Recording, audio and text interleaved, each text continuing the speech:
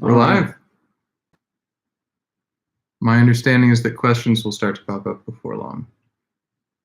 All right. Or they won't if we're not very interesting. Well, we'll wait for 5 minutes. I don't know if there's a way to expand the chat so that it's larger, easier to see. Hey, we have one person. Look at that. Thanks for tuning in. All right. Well, 3 people now. Look at that. Brilliant. Yeah, I just got the email on my phone too. You get notifications for that? Yep. That's how people are going to find us probably. Well, we're going to be answering some Q&As. Any question that you guys have about us, feel free to post in the comments, and we will we'll easily get to it. There's only 2 people watching right now, so if you have one, we will definitely at this point get to your question. Hopefully by the end it gets crowded enough that some people are blocked out for good.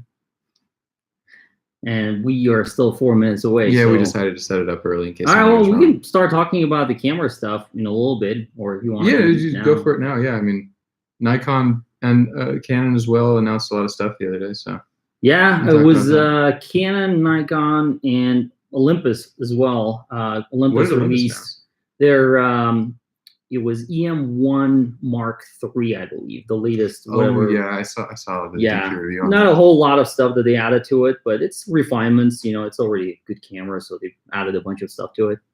I'm more interested with the Nikon Z stuff. Yeah, the Nikon Z stuff is looking actually really good. I wrote a post about the Nikon Z8 wish list. That's kind of the next big thing that's going to happen, I think. There are 27 comments so far, and obviously a lot of people want the next generation to be refined because there's so many little issues with the Z7 that I think Nikon needs to address as soon as possible. Do we know that there's going to be a Z8 yet? Like, it could be Z8, it could be Z9. Who knows? Because I haven't been following the rumors, so I don't know what time it's going to be announced. I think logically, if it's going to be a higher end camera than the Z7, there's probably going to be something like Z8 or Z9. That's just my assumption. Sure. But you never know. You know, Canon has done 1 for their high end, 5 for their top of the line for the wedding photographers, and then 6 and 60, 80, 70, all these numbers. So it's really strange. Do we know anything about the specs? Do you know anything about the Z8? Yeah, the Z8 or whatever they're going to call it. So far it's all rumors. Okay. But I think what's going to happen You're more tuned into that, though. Yeah, not really. I haven't been following it at this point. I think with the Z8, it's mostly going to be, things like the sensor. We can assume that the sensor is going to be the next generation Sony sensor, which is the 61 megapixel that Sony used on the A7R4. So I think that's probably the direction Nikon is going to take, because otherwise, the other thing that I was hoping for is that Nikon would actually keep 45 megapixels. I really don't see the point of going 61 at this point. Why not? Just because, extra pixels for no real reason. The Z lenses are really good, though. They're really good, and I'm sure Nikon is going to push that. But also, if you are going to push for higher megapixels, it's a lot more data that you have to work with. This means that all that data has to be, that is true. Post-processing of it, right. It's everything, right? It has to do with the workflow by photographers who are probably not going to be happy with slower files. But it primarily has to do with the camera itself, because the camera is going to be shooting at 61 megapixels, that the data bandwidth that's required and the processor speed and everything. So we're, the higher megapixels, the lower the FPS. That's rule of thumb, right? And then as the FPS is lower, you also have issues with doing video. So if this camera is going to be something that does 8K, for example, then, you're going to have to find a way to make 8K work, either through cropping, where you're taking a certain part of the frame and using that for 8K. Because 8K is what, roughly 36 megapixels? No, it's about 32, so 32 and 1 or something like that. But still, you'd either have to crop in a really weird amount, or you'd have to oversample something. Yes, and if you oversample, if you have double the number of pixels, then it's one thing. But in this case, it's not really there. So that's why I think it would be more logical for me personally if Nikon went with the same 45 megapixel sensor, maybe slightly tweak it to get it a little bit better, but then push for more features. I think Z7, compared to the EOS R5, that's the Canon new camera, right? That's supposedly going to do 8K video and 20 frames per second, which is insane. For them to be able to do that, I mean, they I'm thinking it cannot be anything more than 40 megapixels. Right. So it's just 20 frames per second. That's a lot of bandwidth to push through. 8K video, and I don't know what the data rates for the 8K video are going to be, but just 32 megapixels of data pushing through how many frames per second, right? At least 30 frames per second. Ridiculous. It's going to be insane. For that reason, I think it makes sense for Nikon to, if they want to remain competitive, first question. To do that. All right, what do we have? Have you guys seen up close the 14 to 24 millimeter 2.8S lens for the Z? I'm asking because I hope that it takes normal filters like the Canon version. I don't think that it has filters on the front. I wouldn't think that it would have rear filter capability either, but I've seen prototypes and they definitely don't have front filter capability. Yeah, I personally haven't seen it close by. Maybe in a show they would have something like that as a prototype. But I'm assuming that 1424 by design is going to be very similar to the 1424 for the F mount. And, they might only be able to tweak it a little bit better, add more glass, potentially just because of the flange distance being shorter, redesign it to be optically superior. But in terms of the overall front element, which is going to be a very bulbous, huge element, I don't think there are any design ways that you can make it so that it's not going to be the same as the previous lens. Even the hood is probably going to be built in, is what I'm guessing. On the prototype, I mean, they could very well change it from the prototypes that they showed last year sometime. But on that prototype, the hood was built in, and there was no way to attach a front filter. And I don't think that there would be a way to attach a rear filter either. But maybe they'll eventually add that. That'd be pretty awesome, actually. Yeah. That would be a sweet lens, but I agree. I mean, for me, that's why the 1430 just makes a lot more sense. It might not be, yeah, it's a great lens. I mean, if you think about it, compare it to something like the 1635, it just so much better in so many ways. I mean, center sharpness is amazing. Now you got to be careful about sample variance with the 1430 because, as you saw, we had some issues with that. I mean, the review that we wrote about it when we first tried it, we'd used, I think, 3 different versions. Maybe in the very initial stage of the review, we tried 2 different versions of the lens, and one of them was awful, and one of them was spectacular. And we've now tried, I think, 5 or 6 between the various people who we know. Yeah. And every single other one was amazing, other than the very first one. And that one was actually a B&H sample, so that was interesting. So the bad one. People had sent it. No, the bad one was the B&H sample that I first received, and I was looking at it, and I'm like, what's going on with this? Because I pre-ordered mine, and when I got mine was unbelievable. Yeah. It was just corner sharpness, everything was just perfect. So we've revised that review a little bit to mention that the initial sample variation that we saw, it's probably why people online had the same issues where they would notice some sample variation. They posted about it on DP Review. Yeah. But as far as we know, a roughly 1:6 ratio, probably even better than that. I wouldn't be worried from that perspective about buying that lens. Yeah, but going back to the 1424, right? I'm assuming that Nikon is probably going to keep most of the design. And when I'm talking about the design, I'm talking about the front element. You got to have a huge element to be able to do 2.8. That's a lot of light to collect. I mean, just comparing 2.8 to f4, there's a huge difference. So it's probably going to be very similar in that regard, heavy, big, and it's going to be remarkable. I mean, they're doing everything now with a Z mount, with a shorter flange distance, with the optic being closer to the sensor. It's just everything. I'm actually coming to Spencer's place. I was testing the 24 1.8S and the 85 24 1.8S and the 85 1.8S. The new Z mount lenses, and I was doing the image test just to measure the sharpness, and those lenses they're very good, very good. I mean, the 24. What you expect. All the Z lenses have been amazing. Right. And this is one of the reasons why this is such a big thing, right, for both Nikon and Canon. And not just Z, all the Canon mirrorless have also been amazing so far that we've tested. One more thing, I keep looking at this thing. The microphone indicator is showing 1 out of 5. Can you guys hear us? Is the microphone too low? Are y'all able to hear us? We can try to or mute it. All right. He says, appreciate the answer. Keep up the great work. Cool. If you heard the answer, then I'm assuming that the audio is working. So is the audio good, guys? Can you guys hear us well? Yay! Hey, Tunch is there. How are you doing, Tunch? Yep, they all say they can hear us. All right, perfect.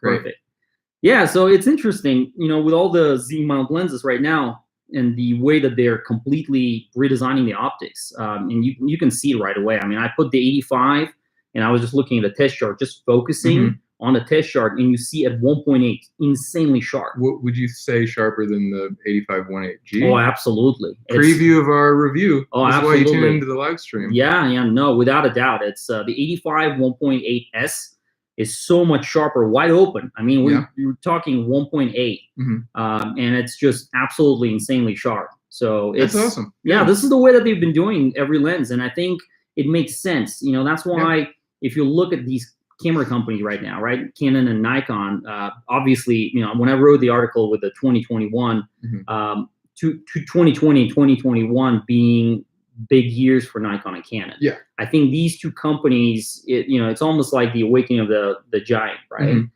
They realize that if they don't change their game, that people are just going to continuously move away from their systems. Sure. And this is something that has been happening, right? Sony has been increasing their market share because of what? Because of people who are leaving Canon, because of people who are leaving Nikon, right? So at this point, I think they just want to stop the bleeding. And with Canon making this major announcement, it's a huge announcement. There's no camera on the market today, consumer grade camera that can do even 6K. You know, did it say how long until the R5 comes out? I think it was supposed to. They were supposed to have the preview in the CP Plus show that just got canceled because of coronavirus. Oh yeah, yeah.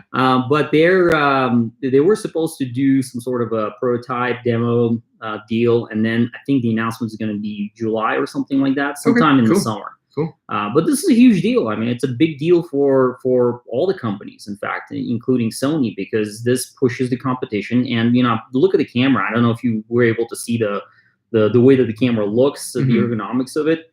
If you're a Canon shooter and if you look at the camera, it's very reminiscent of the 5D design in the back of it, with the button placement and the big rotary dial. They removed the stupid the touch thing that they had, the touchpad or whatever it's called. They got rid of that because it never made sense. No, that never made sense. I tried to use it; it was a piece of junk. But with this camera, with everything that they're doing right now, it's just aiming so high. IBIS 20 frames per second.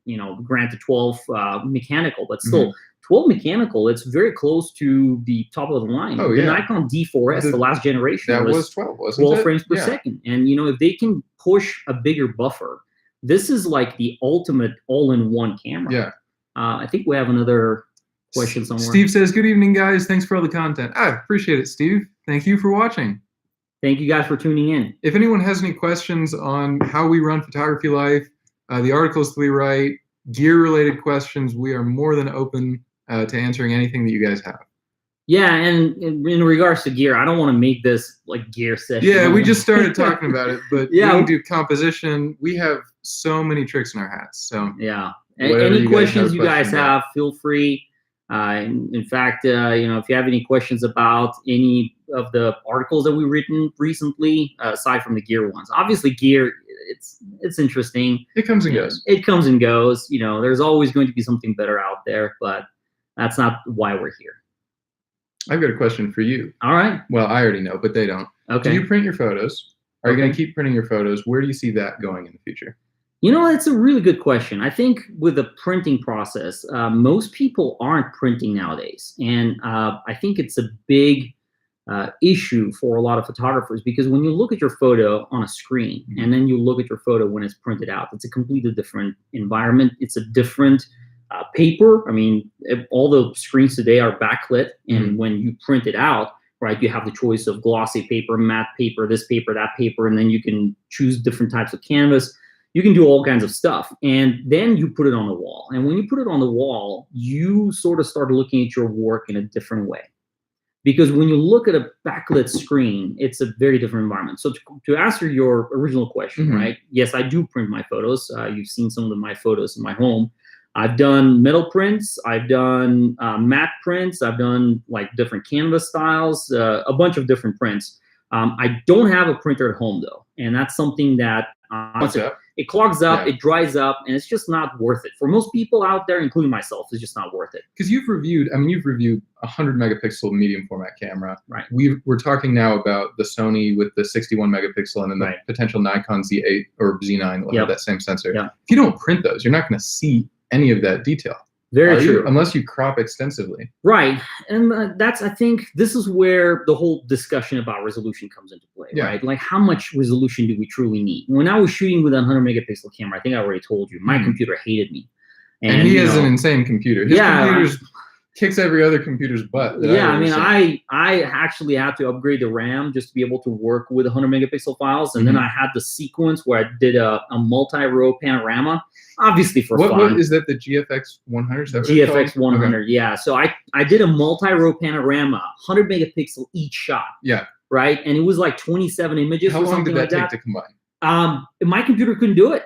It just didn't. It just couldn't do it. I mean, I started, and I was like, you know what? Lightroom was not powerful enough, and I couldn't get it to work. So I knew the only way would be to extract the image from RAW to something like TIFF or JPEG, and then use third-party software, which for me, I just didn't want to do that. I mean, nowadays, everything for me, it's all about speed and efficiency. I just want to get things done fast. Sure. So I just wanted to get it done. 3, I think, questions that have piled up. So this is good.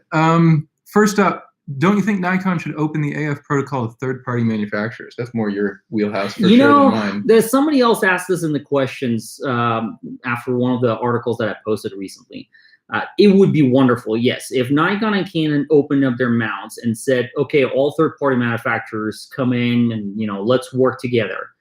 Which is part of what Sony has done, right? I was looking at the number of lenses yesterday for the Sony mount, and on B&H, I think I found close to 300 lenses. And now, part of them are like, they're doing a lens and then a lens and a kit. So if you remove all the duplicates, that's still about 150 to 200 lenses, which is a lot more than Nikon's current, 13, 14, 13 like lenses that Nikon has right now. Canon has also 13 lenses. So from that standpoint, absolutely, as a consumer, I would much rather see Nikon open up the mount so that third-party manufacturers come in. But they're not going to do it. And the reason why they're not going to do it, this is realistically speaking, right? Nikon has never done it. Canon has never done it. They did it primarily to protect their glass sales. For Sony, they just wanted rapid market expansion. They didn't care at what cost, right? For them, it was like, okay, we are going to make so many cameras. In fact, I'm tired of just counting how many cameras Sony has released in the last few years, right? We've got the A7S, you've got the A7, you've got A7R, and then you've got so many generations of each camera. And all the crop sensor ones, too. And then all the crop sensor ones. There's the A6000 to A60, was it 500 right now, or 6600, whatever whatever the latest one is. Yeah. But anyway, there's a lot of them, right? Yeah. So for them, it's a different company. They have completely different ways of working, and they just wanted to gain the market share. With Nikon and Canon, they already have the lead in the market share. That's number one. Number two, if they are going to open up the mounts, there's going to be so much competition for them. It's going to be tough for them to sell the glass. So from the economic standpoint, it doesn't make sense. And I don't think they are going to do it for that reason alone. Plus, it'd be good if they did, but it would be good for us. But for Nikon, it would not be. I don't think. And the thing is, Nikon is not in a position where they can dictate the rules. Canon right now is the biggest player in the game. And if Canon doesn't do it, Nikon is most likely going to follow. So next question. Oh, hey, this one's from Tunch. Thanks, Tunch. What do you think about the Z lineup for special lenses like tilt shifts? That's a very good question. And one of the things that I've personally seen recently is that a lot of photographers in the field, they're just not using those tilt shift lenses. The demand for something like the 90mm PCE, that's mostly architectural photographers, which I don't know what percentage of total volume of photographers there are. That's a very small number. So the demand is not there for tilt shift lenses, because nowadays you can use post-processing techniques, right? With like 60 megapixel cameras now, just take a shot, right? Just wider angle shot and fix the perspective. You can do that through software. If you want to be able to photograph something from the foreground to the background, now you have all this focus shift and all these different, I hate the name, shouldn't be focus shift, but anyway, focus stacking techniques that you can photograph multiple, different areas and then stitch them together to create one image. So from that standpoint, I think the tilt shift and other specialized lenses, they're probably going to happen at some point, but then not anytime soon. I don't think Nikon has any of that in the current lineup and the current lens roadmap. It's unfortunate, but that's just the way it is. There are a couple macro lenses. There are macro lenses. There are pancake lenses, which I would love to see. I think that's a wonderful thing that Nikon is doing. But in terms of tilt shift and very specialized lenses, the demand is so small that right now they just cannot divert their resources towards lenses like that. Nikon needs glass. They need as much glass as possible. Now the thing is, the lineup is wonderful at the moment. So we've got the 20, which by the way I did pre-order that lens, and I'm the 21.8 Z. I think that's. I mean, I've been waiting for it for a long time. I was actually hoping that Nikon would release the 20, not the 24. That was their initial plan, but they swapped it. I know they swapped it, and for some maybe it was easier to make the 24 available first. But I was waiting for 20 because I think 20 is just an amazing. The 21.8G, the Nikon version, is amazing. Sure. And I was waiting for the S version to come out. So now that it's out, we've got the 21.8, which is an ultimate, night sky. Just a regular wide angle. It's just a versatile lens. I think the F mount version we put #1 on our list of all of Nikon's wide angle lenses that they've ever made. Yeah, for and that lens, it's an amazing lens. Yeah, and that lens actually out-resolves 36 megapixels. So it's a very sharp, great lens. But presumably the Z1 is. The Z1 is going to be on the next level. That's why when I saw it, it's more expensive, unfortunately, $200 more for that. But, at the end of the day, the performance is going to be there. So, and plus it's a future-proof lens. So we've got the 20, we've got the 24, we've got a 35, 50, 85. So you've got everything pretty much from super wide angle all the way to 85. But now the specialty Nikon, ones at this point. Right, but you need 105. You need that, portrait lens, right? You need, and then Nikon needs to start making fast aperture lenses. Because this is where Nikon is going to start losing to Canon. The professionals out there, they want that glass. They want the 1.2 lenses. And now that Nikon has this massive mount, it's physically possible to make 1.2 lenses, which will have autofocus. So we should have a 50 1.2 sooner than later. And that's already on the roadmap. There should be an 85 1.2. Both of those lenses are already done by Canon, and Nikon needs to really start rolling that. So those two, and then after that, we're supposed to have something like a 105 1.4, which is a remarkable lens for the F mount, and they need to replicate that for the Z mount. Yeah, I mean, they're kind of playing catch up on all the little specialty ones, but the main ones they're doing a pretty decent job of. I will say one thing in terms of macro photography, which I don't know if Tunch was asking necessarily about macro in specialty lenses, but that is one thing that the Z system has a little bit of an advantage of. I do a lot of macro photography, and I really like the Z lens's ability to magnify focus when you're looking through the viewfinder and magnify the image that you're seeing, so you can tell when what you're actually focusing on is in focus. And that's also useful if a lot of macro photographers are going to shoot with manual focus lenses anyway. And so that ability plus the ability to do the peaking, focus peaking, any areas that are sharp, something not just Nikon Z, but any other Canon or Sony competing systems, the mirrorless has a pretty decent advantage there over DSLRs, which I think is kind of cool. We've got a number of questions. This is good. Steve just said, I recently learned about using transitions in composition, like warm to cool color or textual transitions. Can you comment on how you use transitions in your composition? I like that question. That's a good question. Okay, so the question is about transitions like if from you've got, warm to cool color. Well, of various types. I think that's one important thing is that anything, you mentioned color, but really anything, contrast, brightness, even different types of texture, anything that can have variations can also have a transition between those. And anytime that happens in a photo, it's going to create this sort of contrast. If it happens gradually, then color contrast. Contrast, if it's like red or any warm color right on top of any cool color. But even texture, you can have a picture of a really smooth stone on top of a sandy beach, almost like a macro shot, where it just stands out. Exactly. By anything, color. Any transition, the harsher and the more sudden that it is, the more contrast there's going to be. And that means the more attention that your viewer is going to focus on that spot. A lot of times that's going to be good. That's not always what you'll want. If you want more of a peaceful and calm image, having a lower contrast with maybe less of a transition or more gradual transition will make your photo look a little bit more how you want. But it is something that I'm very glad that you pointed that out because if you're actually taking pictures Yeah. and you notice a transition, then you're thinking in the way that you should be for composing, because you're thinking, how can you make this photo of the scene in front of you look like the image or the emotion that you have in your mind's eye. So, Yeah. do you have anything else to add on that? Yeah, I was just going to say, when I was in my Death Valley workshop with participants, this is one of the things that we were constantly looking for. Yeah. You know, you're looking at the sand, right? If you just photograph the sand by itself, it's really boring. Mm-hmm. I mean, it's just particles, right? Mm-hmm. It's, you know, and you can have a macro shot of it, but what makes it more attractive is once you start introducing different transitions. Mm-hmm. And it might be a little bit, you know, something like a dead tree that's in between, sure. right? Or it could be a rock, or in Mesquite Dunes, for example, they have these mud areas that are surrounded by the sand. Mm-hmm. And then they're like literally pieces of mud that have these textures on mm-hmm. them.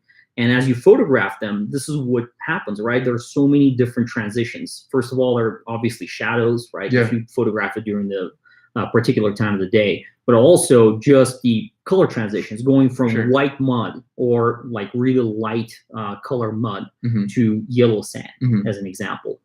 In Jordan, you know, and we'll be there in 2 weeks. Photos. Yeah. Right? In 2 weeks, we'll be in Jordan, Spencer and I, and, you know, we'll be leading another workshop. There's a place called Wadi Rum. And mm-hmm. what makes Wadi Rum beautiful, look at how many movies they're now filming, mm-hmm. right? Star Wars. Mm-hmm. You've got, you know, The Martian. The upcoming Dune movie that I'm obsessed about. All these crazy movies are being shot there. And the reason why videographers and cinematographers are picking these locations is for that color transition. Yep. Because you go from yellow sand to red sand. You've seen it. It's amazing. You know, there's even an area you drive up and you literally see the separation between yellow sand and red sand. Mm-hmm. And it's incredible. And that's what kind of makes the photo, right? It adds interest. It adds a lot of interest. Much better than a plain red background. We've got a bunch of questions. Yeah, we do. This is great. Question below that. What's your favorite F-mount lens for the Z system?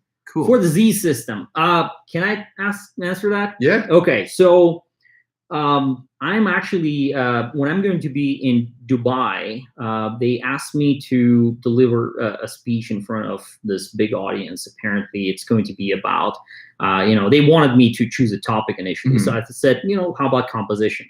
And they came back and said, well, you know, we have all these National Geographic photographers, all these amazing photographers talking about composition, and we're kind of tired of it. So they went to Photography Live, mm-hmm. saw all these gear articles. And then they gave me a list of articles, and I'm like, oh my God, I don't want to go through that. But I'm working. Evil. I know it's a necessary evil, but it's a really long story that I'm trying to cut short to answer that question. Anyway, to go back to it, one of the things that I'm going to talk about in this presentation is the DSLR and mirrorless transition, because this is one of the things that obviously is a big concern for a lot of photographers. Whenever I say something on Photography Live or I talk to people in workshops, I have mm-hmm. to be very careful, because people are obviously very defensive, mm-hmm. you know, about their gear choices. And people who love their DSLRs, right? They love the optical viewfinder and all the technology and, you know, all the stuff that they have in their hands today. And plus, it was their investment, right? It was their time that they spent doing all the research to try to find it. And they've been using it, they love the gear. You know, whenever you say that the future is with mirrorless, mm-hmm. it obviously does offend them. Mm-hmm. And one of the things that I have to be always sensitive about, and this is one of the things that I'm going to have to be sensitive about during this presentation, mm-hmm. is explaining what this transition means. Right. Now, what this transition means is that we are at a point where DSLRs have kind of already hit their max. Mm-hmm. Look at the Nikon D6 and the Canon 1DX Mark mm-hmm. III. Oh, you mean max as in their quality? No, in what they can do, right? Like, you know, the mirror flipping up and down. It's going to start, you know, you can't really go beyond 12, 14 frames per second. Right. Even 16 frames per second for me is already mind-boggling. Right. Because when that mirror goes up and down, it's not it starts a data blacking out. Thing anymore. No, it's physical limitations. Physical limitations, right? I mean, just the mirror itself flapping up and down, right? That's number one. Number two, the autofocus system itself needs to receive a lot of light, and as the mirror is going up and down, mm-hmm. that's not allowing that light to pass through and have enough time to be able to do mass calculations. So how does that affect the lenses that you need for that system? Well, that's another part of the system. Does that build into this? Right. So, and I mean, everything is related, right? So with the DSLRs, the reason why we're maxing out is because, number one, we can't really push much more resolution than we already have. Mm-hmm. And the reason why is because that glass that you might have from 10 years ago is just no longer good enough, because when the optical engineer was working on it, he wasn't planning for a 60 megapixel sensor, and he didn't even have that capability to be able to test. He was hoping that it would be a future-proof lens, but you can't really future-proof stuff like that. You have to optically design things for a particular purpose. You know, in your article, when you were talking about how lenses are getting heavier, why are they getting heavier? They're getting heavier because lenses have to have more optical elements that will correct things. Sure. You know, and for that correction to take place, you need to have more glass. Obviously, this all means that unless a lot of the glass is going to be redesigned for the DSLR mount, right?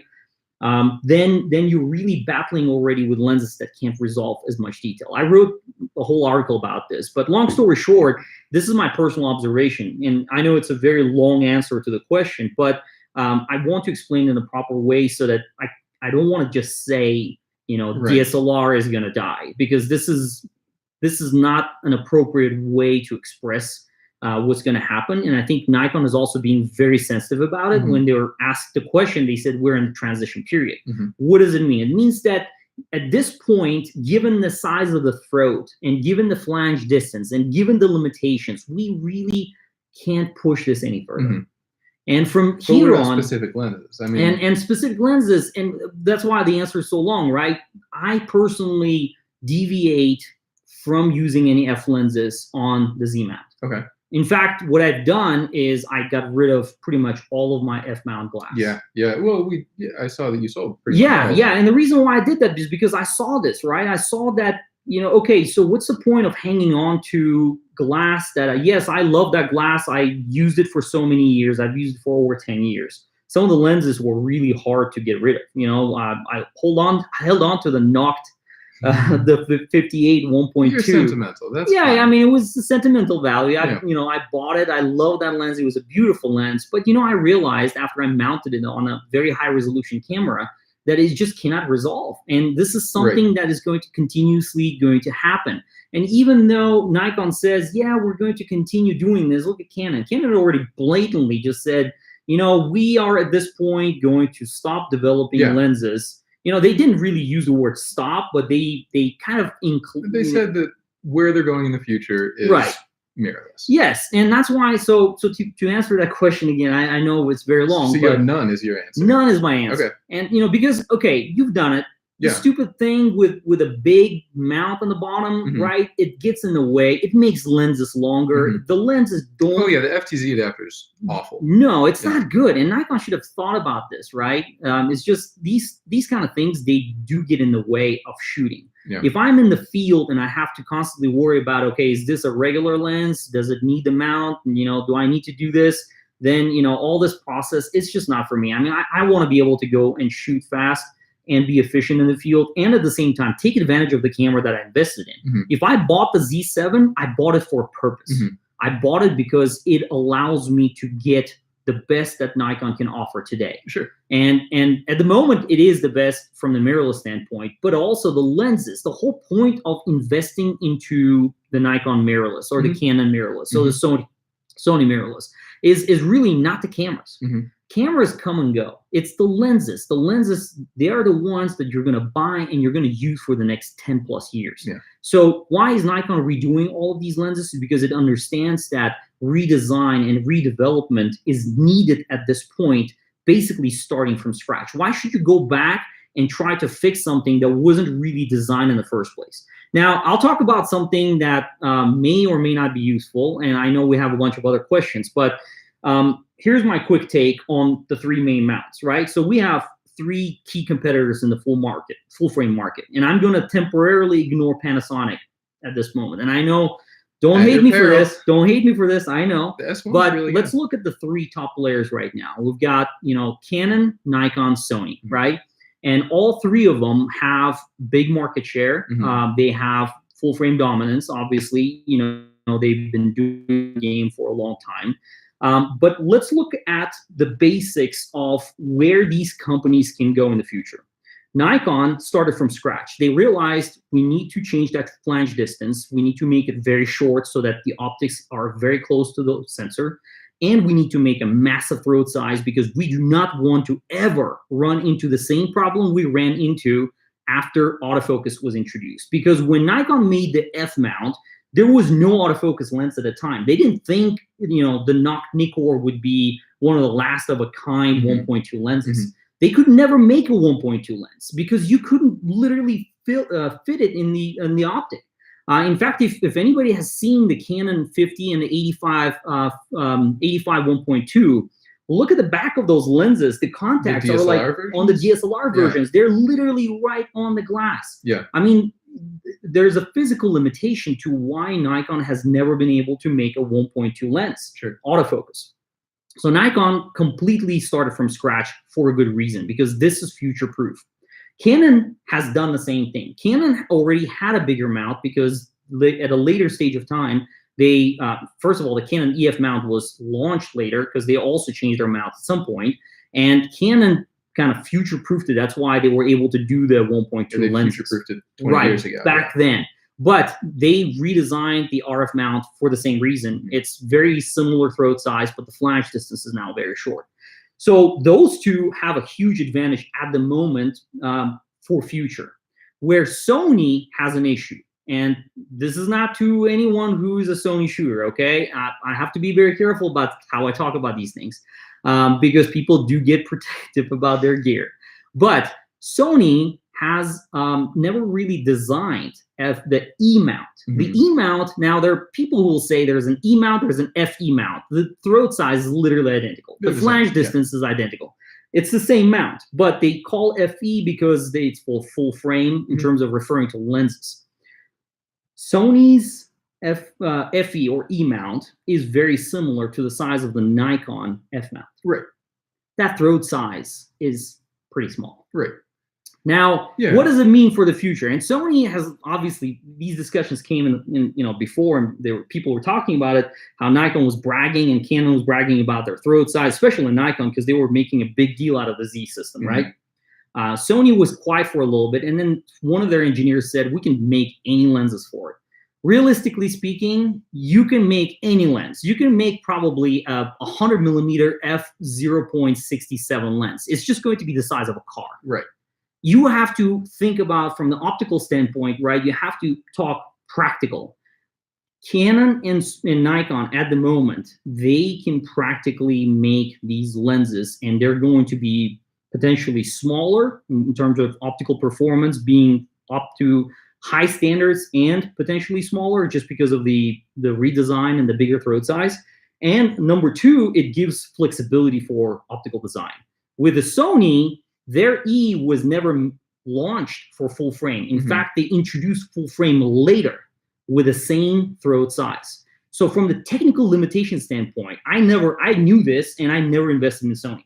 And you know, obviously their ergonomics, it just doesn't work for me. I could never live with the menu system and the buttons. I'm sorry for any of the Sony shooters out there, but you know, I'm speaking the truth for me. And this is me personally, because I've been a Nikon shooter for a long time. Fuji ergonomics, Canon ergonomics, Nikon ergonomics makes sense to me. But when I see a camera with a bunch of unlabeled buttons, or they say C1, C2, C3, not to be hating too much, but you know, this is super negative. No, but I work with photographers in the field. When a photographer in the field hands me a Sony and says, I don't know how to use it, this is practical issue, right? You need to focus on being able to take a picture. If you cannot focus on being able to take a picture because of technical limitations, this is a huge problem. So from that standpoint, and other reasons, and the mount size that I was talking about earlier, I think Sony, I don't want to say they're in trouble. It's just that I don't think they're going to be able to grow their market share really far beyond what they've done. And now that Nikon and Canon are both acknowledging, look, you know, we are going to go full force at this, and that Canon announcement is no joke. 8K, I mean, good luck for anyone trying to match that. I don't know how they physically were able to do that. I want to see this in real life. If they're going to deliver what they're promising right now, that camera is going to be a very difficult camera to match. EOS R5? EOS R5. It's going to be a very difficult camera to match for all other manufacturers. Anyway, I don't want to make this too long. Hopefully, you know, again, I'll jump to my answer real quick on this. We'll move on to some others as well. Yes, let's move on. I would say the two lenses I have two different answers for the lens that I would personally use that's an F-mount lens on the Z-mount. Number one is the one that I'm currently using is my 70-200 f4. That's the one they need to make. It's yes, and I'm not using it because that lens is sharper than any of the Z ones. It's okay optically. I'm only using it because there's no substitute at the moment that Nikon has done on the Z mount, and there doesn't appear to be one on the near horizon either. The other lens that I would recommend that I actually think does have a specific advantage on the Z mount would be older manual focus macro lenses, because those are still very sharp lenses and they're super cheap. So if you want to do macro photography on a budget and you want the ability to use focus peaking in the viewfinder, I mentioned it earlier, but it's very important. What? Yeah, I'm sorry. Steve just said, I love my Sony gear, careful. Yeah. Well, that's going to happen when you rail on Sony for 10 minutes. Right. Well, no, it's, I mean, again, I hate to take over, but this is, I have to say, okay, I spend a lot of time in the field shooting with other photographers, side by side. For the most part, here's what I see. If a person is proficient, right, they've got, they're smart, you know, they know how to navigate around all the menu settings and everything. Like Steve. Right, Steve. You know, Steve might be, and there are a lot of people out there. And I know, I personally shot with pretty much every generation Sony from the very beginning. I've shot with almost every Sony camera. Every single time it's in my hands, it just doesn't work from so many different ways. And I understand that it's cool to be able to program. The longer that you use it, the more used to it absolutely, you get. Absolutely. So from that standpoint, I have to say, if you're, you know, if you're smart, right, and if you know how to operate these cameras, by all means, it's not an issue. It's just the practicality in the field is what I see the most, is with a lot of people struggling. And I've seen this happen. I think maybe you were there or Tunch was there, I'm sure. This was one of the workshops, and one of my workshop guys, he was using his Sony. We're having breakfast, and he was just messing with his camera, and he accidentally reset it. Oh, no. I don't know how you accidentally reset a camera, but when he did that, you should have seen him. He was clueless. None of the buttons that he previously programmed were working. He had so many issues with that, and he was lost. He couldn't remember which website he used. Was that one that you'd written an article about? No. I mean, mine, that's why I try to keep mine basic, right? Like he didn't use my guide. He used some other photographer's guide who gave him specific buttons and like what they do. And he programmed to that level, and he's standing in the field for the next 2 days. All I heard was swearing. And this is, I mean, this is a workshop, right? Like, does Sony have a 2-button reset in the same way that Nikon does? No. He went to the menu. Maybe he was just trying to reset something. I can't remember the exact specifics, but he reset it, and he was lost. And this is one of the things that at the time when I was looking at it, you know, I tried to help him as much as I can, obviously, you know, since I shot with it. So he was back up and running, but the whole experience to me just shows one thing. You really need to know your gear, right? And you need to be able to navigate those menus, understand the buttons, being able to go back and reprogram it. All of that stuff is important. If you can do that, by all means, Sony is great. It's just that, I mean, any camera's good once you get used to it and you understand how to use it. And honestly, at that point, any other camera on the market is worse than the one that you've got. Fuji is another example, right? Fuji has been doing so good up until the GFX 100. But see, at one point I wrote an article on, you know, Fuji X100F recommended settings, and you handed it to me, and I had no clue what I was looking at, and using it felt totally unnatural. Not because it's badly designed, but because I before that had never used Sony. Yeah, absolutely. And Fuji. Yeah, Fuji. And, you know, with the GFX 100, right, to go back to this particular point, yes, it's one thing to go from one system to another and try to get accustomed to it. But it's totally different when you're giving a camera and that camera doesn't have a basic label for a button.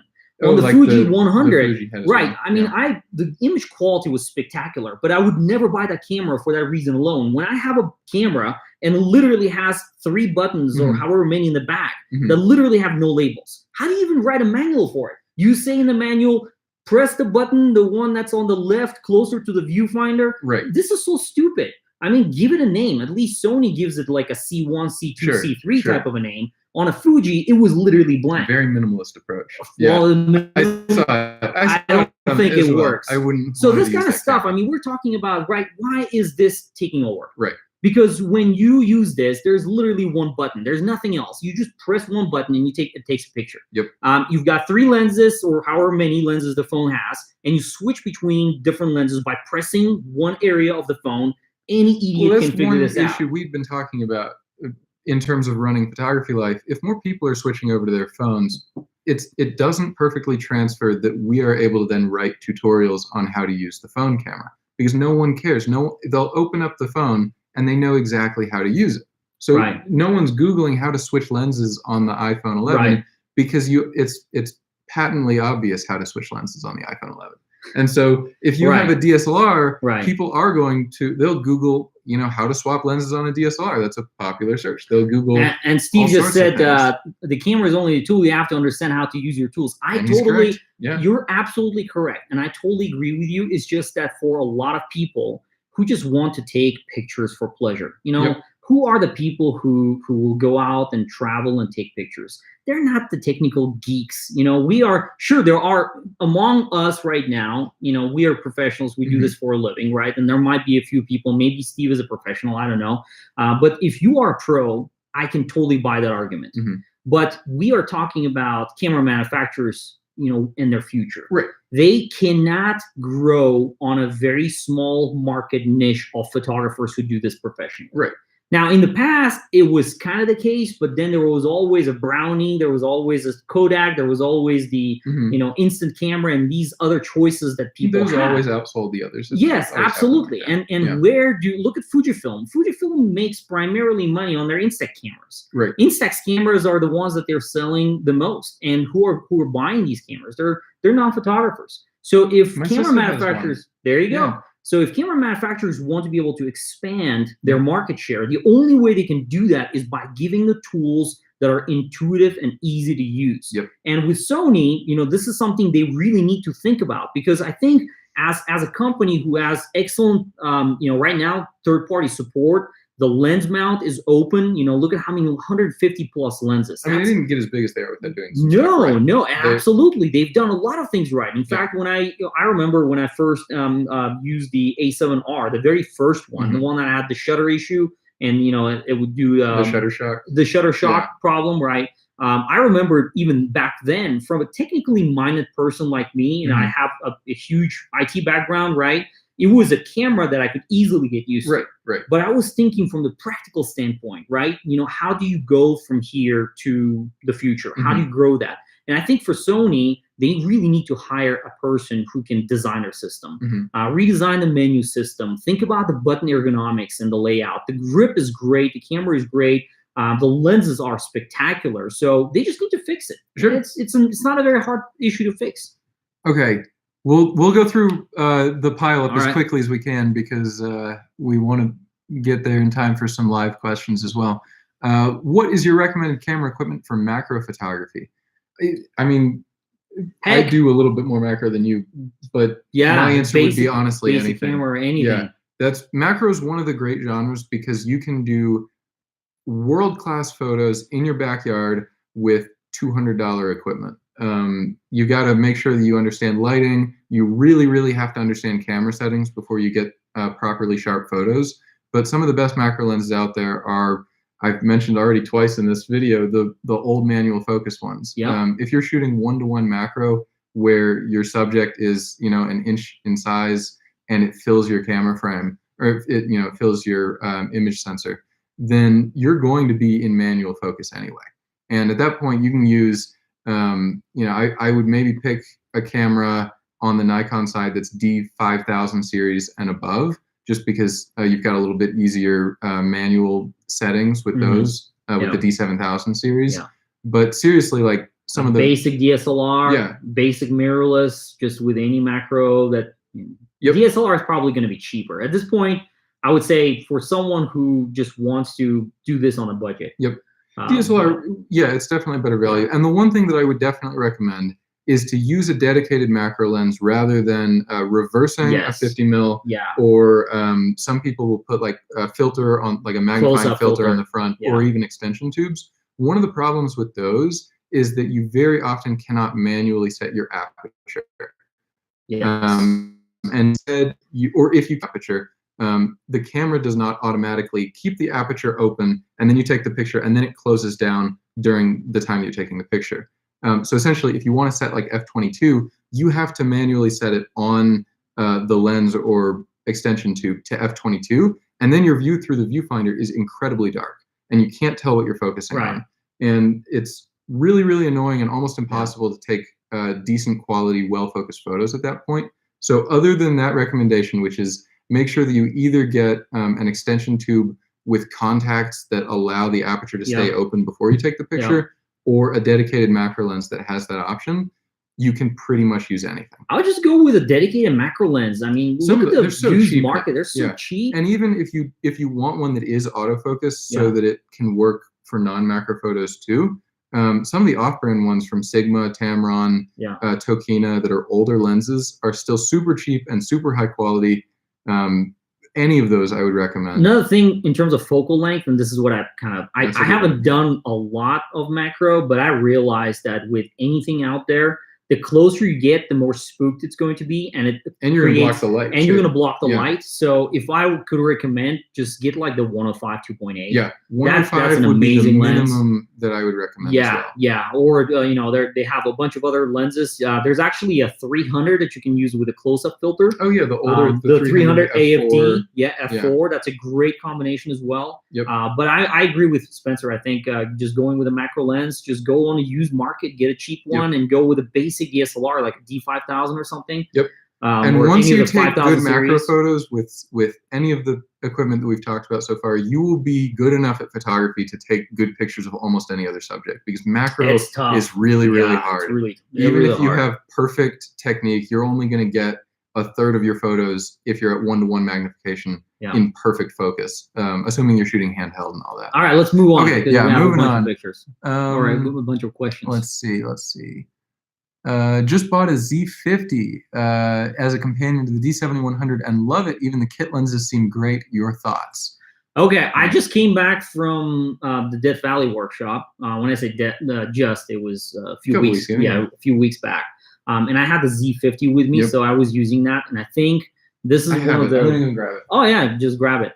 The Z50 is great, and I think this is one of the things that Nikon can really knock out of the park if they really want to regain some of the market share, right, and try to get more people to move towards the Z mirrorless. And Z mirrorless with APS-C especially, this is going to be huge.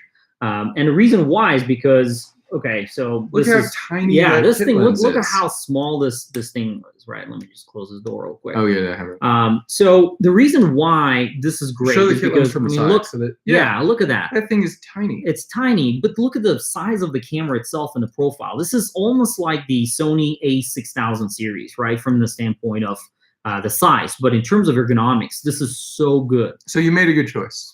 Yeah, absolutely. But you know, my point is that these little cameras, this is something that is going to be taking over the DSLR. Unfortunately, you know, for those who shoot with the DSLR, again, I don't want to knock it down for you guys, but the reason why these cameras are going to win over eventually is because technology, right? Technology always wins. And with this camera, you know, the viewfinder is great. Look at the lens. This is the 16 to 50. How is it? Really sharp. Because I haven't very sharp. And you know, it's a plastic lens. This thing is tiny, right? Look at the size of it, and it's the back of it is all plastic, so it's really cheap to make for Nikon. But in terms of performance, with the size of the throat, right? There's so many design things that the optical engineers can do. Actually, Canon was quoted saying that they're having fun designing lenses for the new flange distance and the new mirrorless system, right? And they're absolutely. Look at the flexibility. This is 16 to 50, right? Which would be, you know, in the traditional sense, this is a 24 to 85 or something like that. But it's super, super sharp, super good. And this is something that you're going to see more and more of. Now, one thing that I really hope that Nikon does this time, and I'm sure they're not going to, unfortunately. In which camera? For their APS-C Z mirrorless. They completely ignored the DX lenses for a long time. Oh yeah, this is something that was and they're gonna keep on doing that. This is so upsetting, to be honest. Like, just think about this, right? Why should I want to mount a Z mount 50mm lens that's designed for full frame, which is a massive lens compared to what can be done for this tiny sensor. If Nikon just said, we're not just going to make a 16-50 zoom and a 50-250 or whatever the other lens is, which is also a very good lens, by the way. If Nikon said, we're just going to, grow this, right? Just the people shooting with APS-C size sensors, and going to make lenses specific for them. Exactly. Look at Fuji. Clearly, they've earned a lot of goodwill from people. Unbelievable lenses and small. That's the number one thing, right? Like, this thing is small. Why would I want something massive hanging in front of it? It just doesn't make any sense. So from that standpoint, this is the future, and this is just going to be continuing development for both Canon, Nikon, or for Sony as well. Sure. This one's an easy one to answer. Is the Nikon Z 100-400 going to be an f5.6 lens? We don't know. And if we did know, we wouldn't tell you.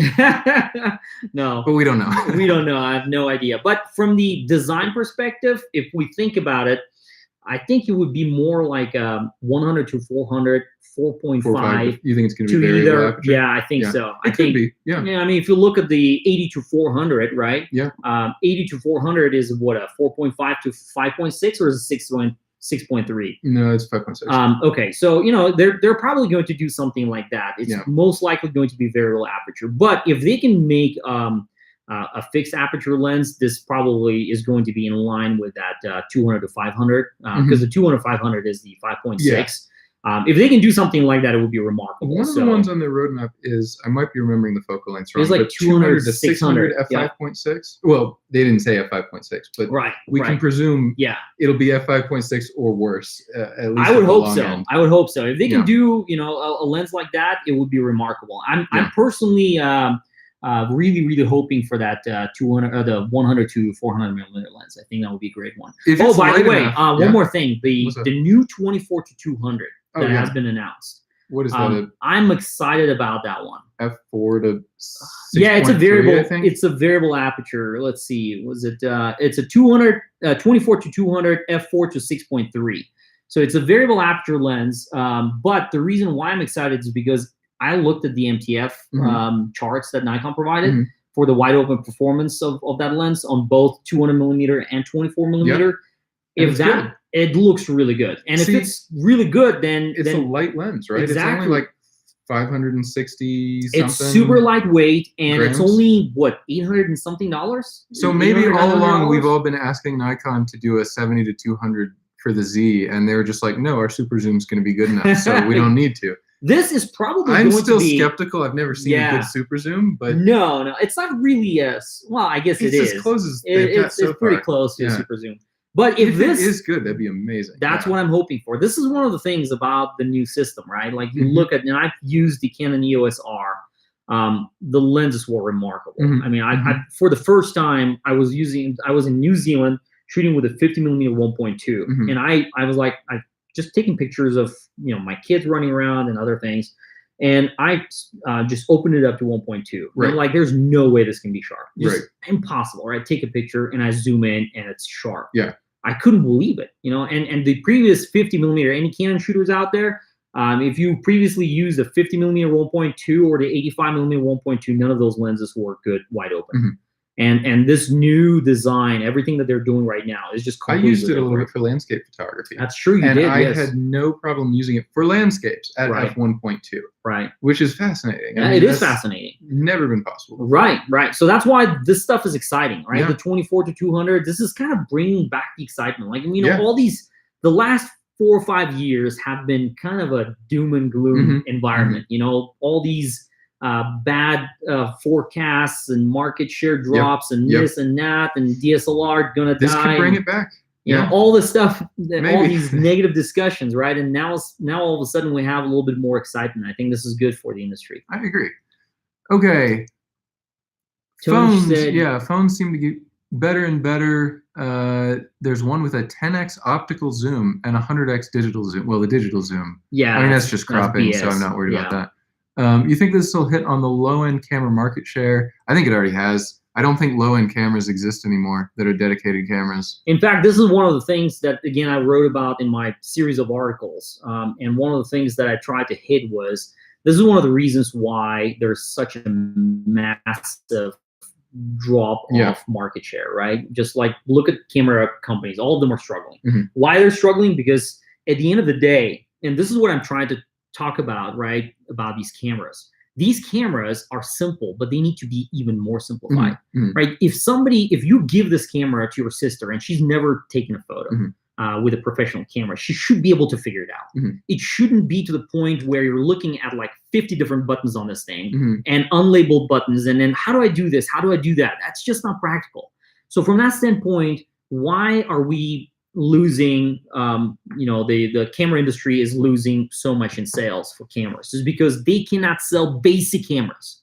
Basic cameras are not selling because this is good enough. This is the big problem that a lot of manufacturers face today. So one of the things that I was trying to write in my article about was, they need to come up with a way to design cameras so that they can explain to a person that there's a massive difference between these two. And for you to be able to see it, like, just try it. Well, I've thought in the past, the most recent example that I can think of where people online were making fun of iPhone and other phone quality was a couple years ago during the lunar eclipse, where everyone was taking phone photos and it was just this tiny red blurry dot. Right. And I cannot believe that none of the camera manufacturers put out one of those shot on iPhone billboards, except shot on Nikon. And it's this beautiful photo of the blood moon. Because come on, you can't do that with that writes itself. That advertisement writes itself. And the thing is, I think one of the biggest reasons why manufacturers are losing out right now is they're moving away from the image. Sure. Everybody's talking about camera specifications. We're talking about camera specifications. What are we doing right now, right? Like if we're contributing to the problem. That's we are contributing to the problem, big time, right? If you look at what's happening in our industry, everybody wants to talk about sharpness and MTF and optics and lens design and blah blah blah. All the technical geeks come out, go to DP review forums and see for yourself, right? I sometimes read through those and it's just way over my head, and I just turn around and leave. And the point I'm trying to make is that we are moving away from image making to technical photography. And technical photography is not interesting to anyone other than people who are interested in technical photography. Sure. Literally. I mean, look at National Geographic. When you look at an ad, right? And this is one of the reasons why look at Canon. Canon hasn't really done much from the innovation standpoint in the last 5 years. And yet their market share has really never quite dropped to the levels that Nikon has experienced in the past few years. Well, their marketing's better. Their marketing is unbelievable. But how are they marketing? Look at Nikon says, I am Nikon. What the heck is that?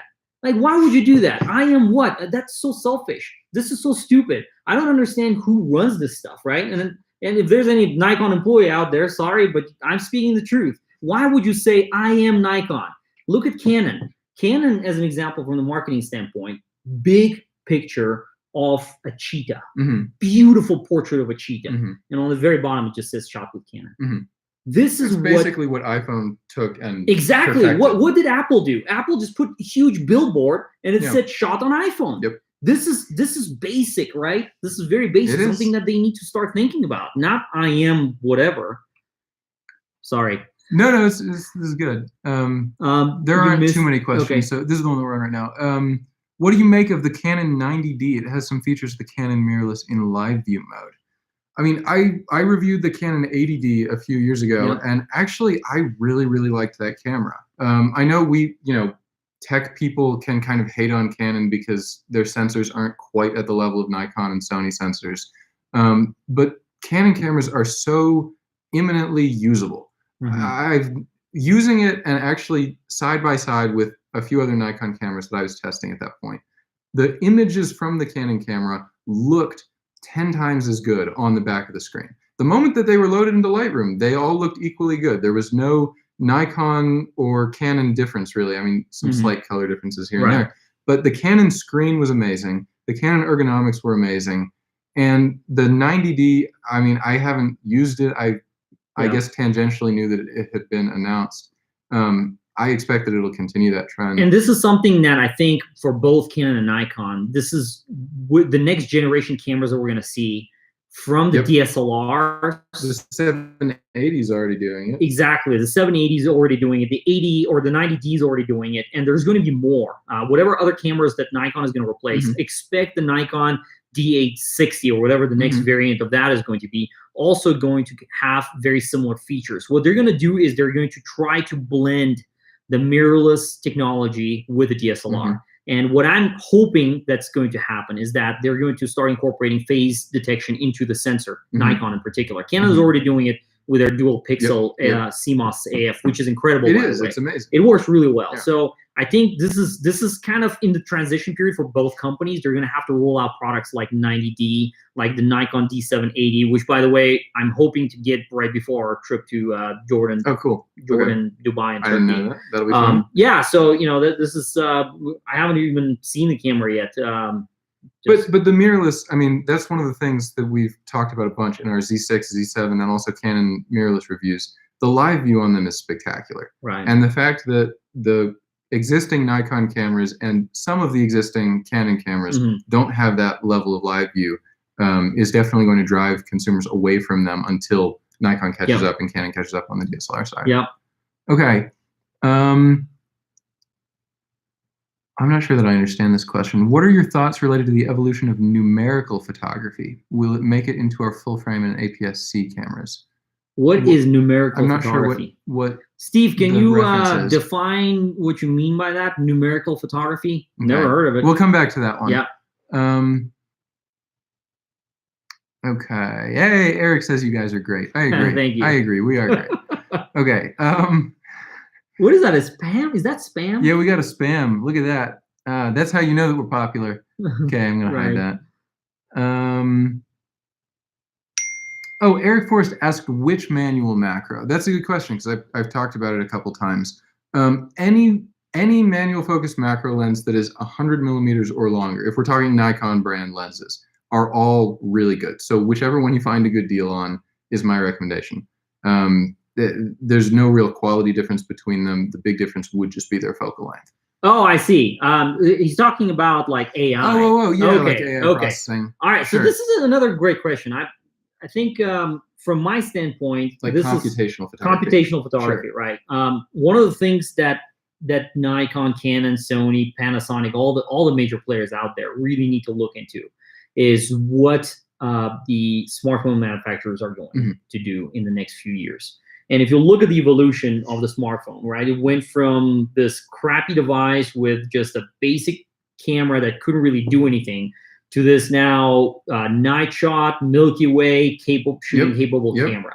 How are they doing it? It's obviously a very interesting question because from the technical standpoint, when you're dealing with a tiny sensor, you can't really capture even a long exposure because there are so many technical limitations and issues. Noise is the biggest factor.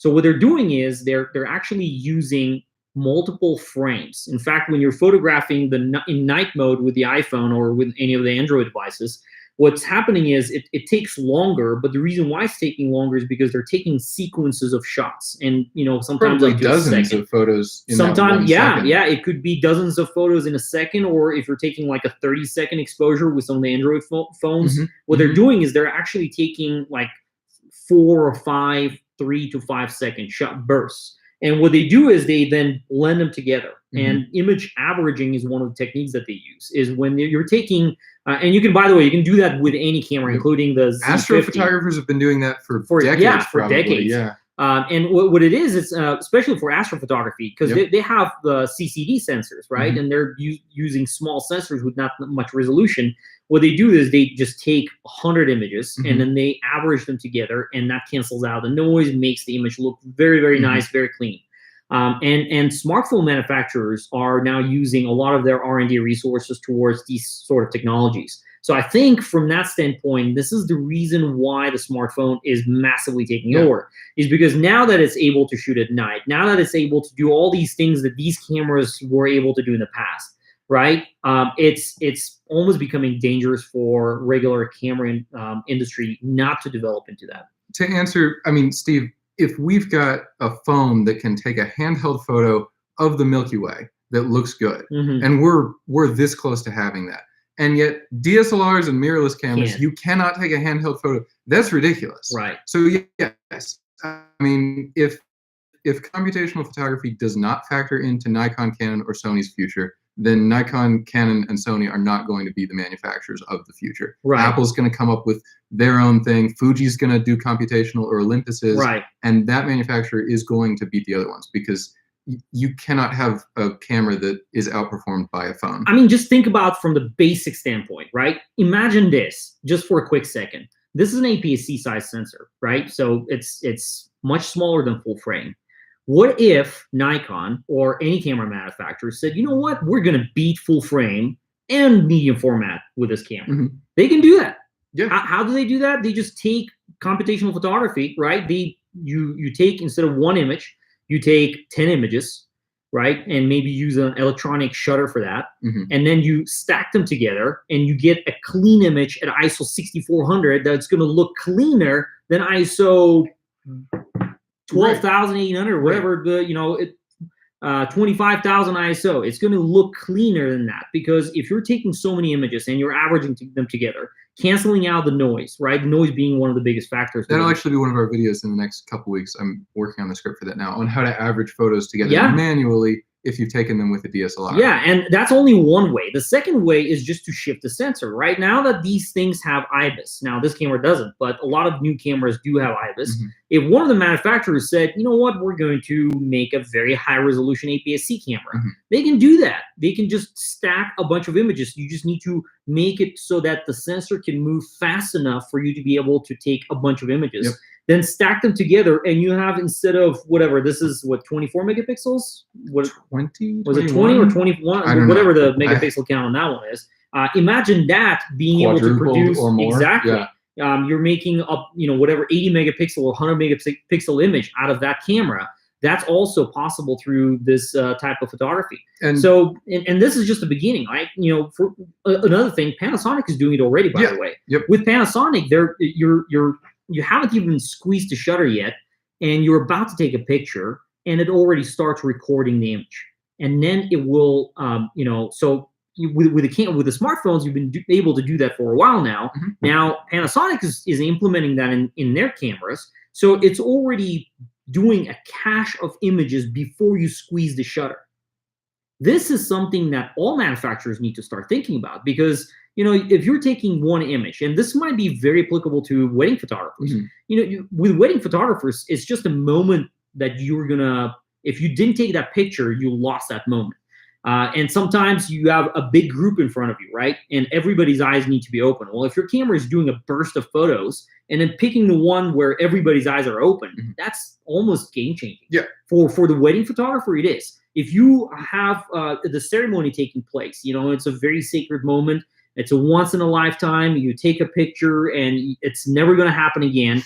And you took a picture at a wrong time. This is also something that can be fixed through these kind of things. Mm-hmm. So I think computational photography, right? This is something that all manufacturers need to think about. And mm-hmm. if they don't, then trust me, Apple, right now we have Google, Apple. These are the two major ones. And Microsoft, right? Yeah. So these three companies, they have the resources, and they're going to spend the resources to do this. Yep. And before it's a you know shrinking industry, but it's still a multi-billion-dollar industry. It is, yes, and they're going to get more and more into the territory of regular cameras. That's just the way that it's going to be. Yep. This is a similar. Sony needs a Joni eye. Yes, absolutely, Steve. I fully agree with you. If Sony could do that, I'm telling you, if Sony can fix their UI problems, right now they would be doing a lot of things right. It's for a lot of photographers, that's one of the reasons why they're not joining the system. Also mobile related. As someone who started with photography on mobile, should I focus on photography style that revolves around the limit of my phone?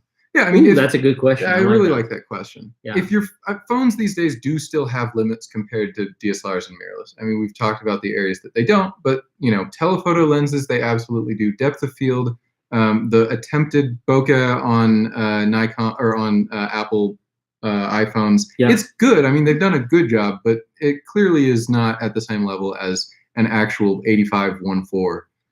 But I think in terms of the question, focusing on what you have, this is extremely important.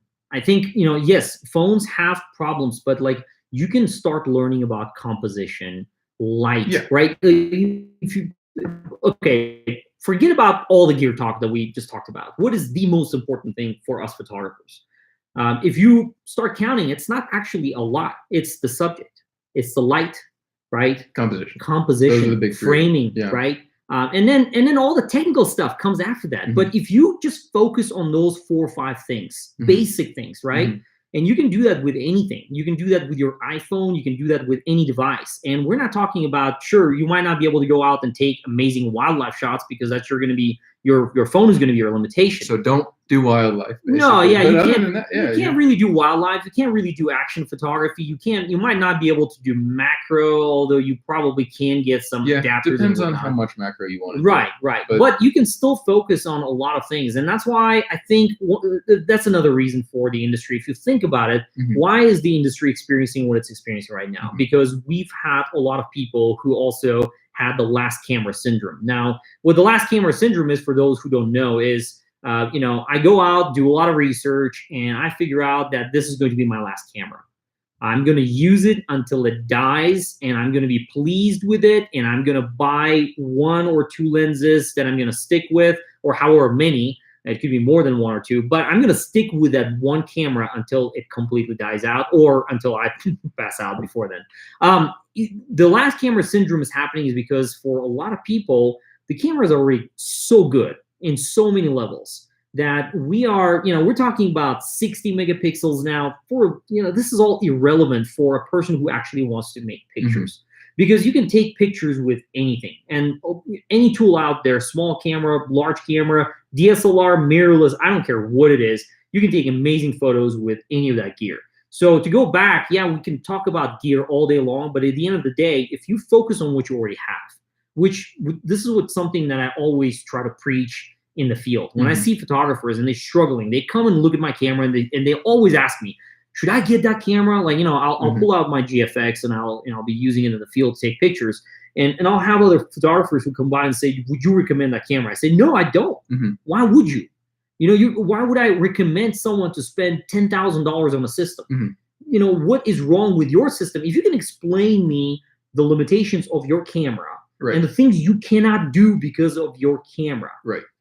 If you can technically explain me on every level, then I'll say, yes, go for it. But you can't.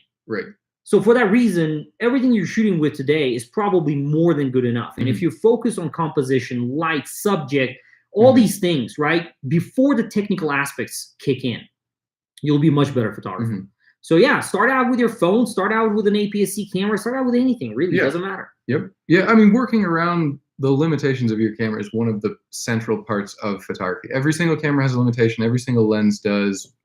People back in the film days were shooting with film cameras that have way more limitations than pretty much any camera does today, but they knew what those limitations are. And so the more that you put in practice and the more time that you spend, the better that you'll start to understand what your limitations are, and then you'll know how to work around them. One limitation on APS-C sensors, for example, might be if you're shooting the Milky Way, then you have a little bit extra noise. So then you might want to learn one way to work around it of stacking images and averaging out the noise. And just little things like that. But the more that you know what your camera can't do, the more that you can figure out ways to do it anyway. Okay, so we have more. What would let's see, what would a good Z lens prime lens for travel? 20, 35, 85.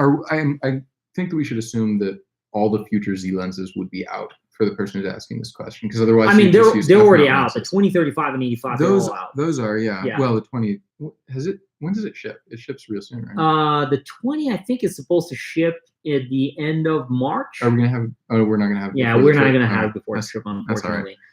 Personally, for travel, you see, the thing is, travel is a big question, right? Like, what are you gonna shoot?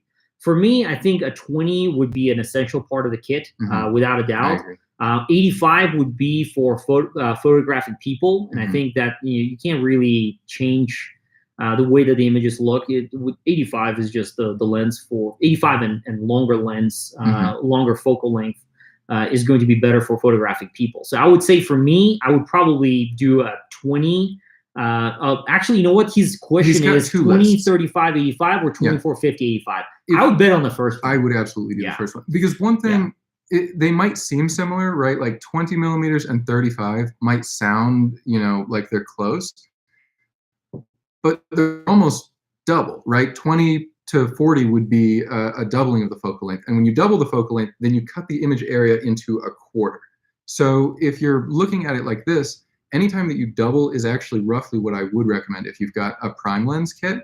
20, 40, 80 would be about the ideal prime lens kit. So 20, 35, 85 is really quite good. Yeah. And 24, 50, 85 is not bad either. It isn't, but it's much more geared toward the long end. Yes, it's more geared toward the long end. And plus, with the 20, it's so wide. I mean, you can photograph landscapes. It's a great lens. Although I will say the other, if you're choosing between those two, that would be my recommendation. However, I will say that if you're traveling, you could get by with just two primes. I would a 20 and an 85 or a 20 and a 50 honestly would not be a bad kit. It depends on what you're shooting. Back in the day, I used to shoot with a 24 and a 105 as my only two lenses. And that was after a year of shooting with the 105 being my only lens. Right. And I don't think during that time I really lost very many photos, because I guess kind of going back to the previous question, you work around the kit that you've got.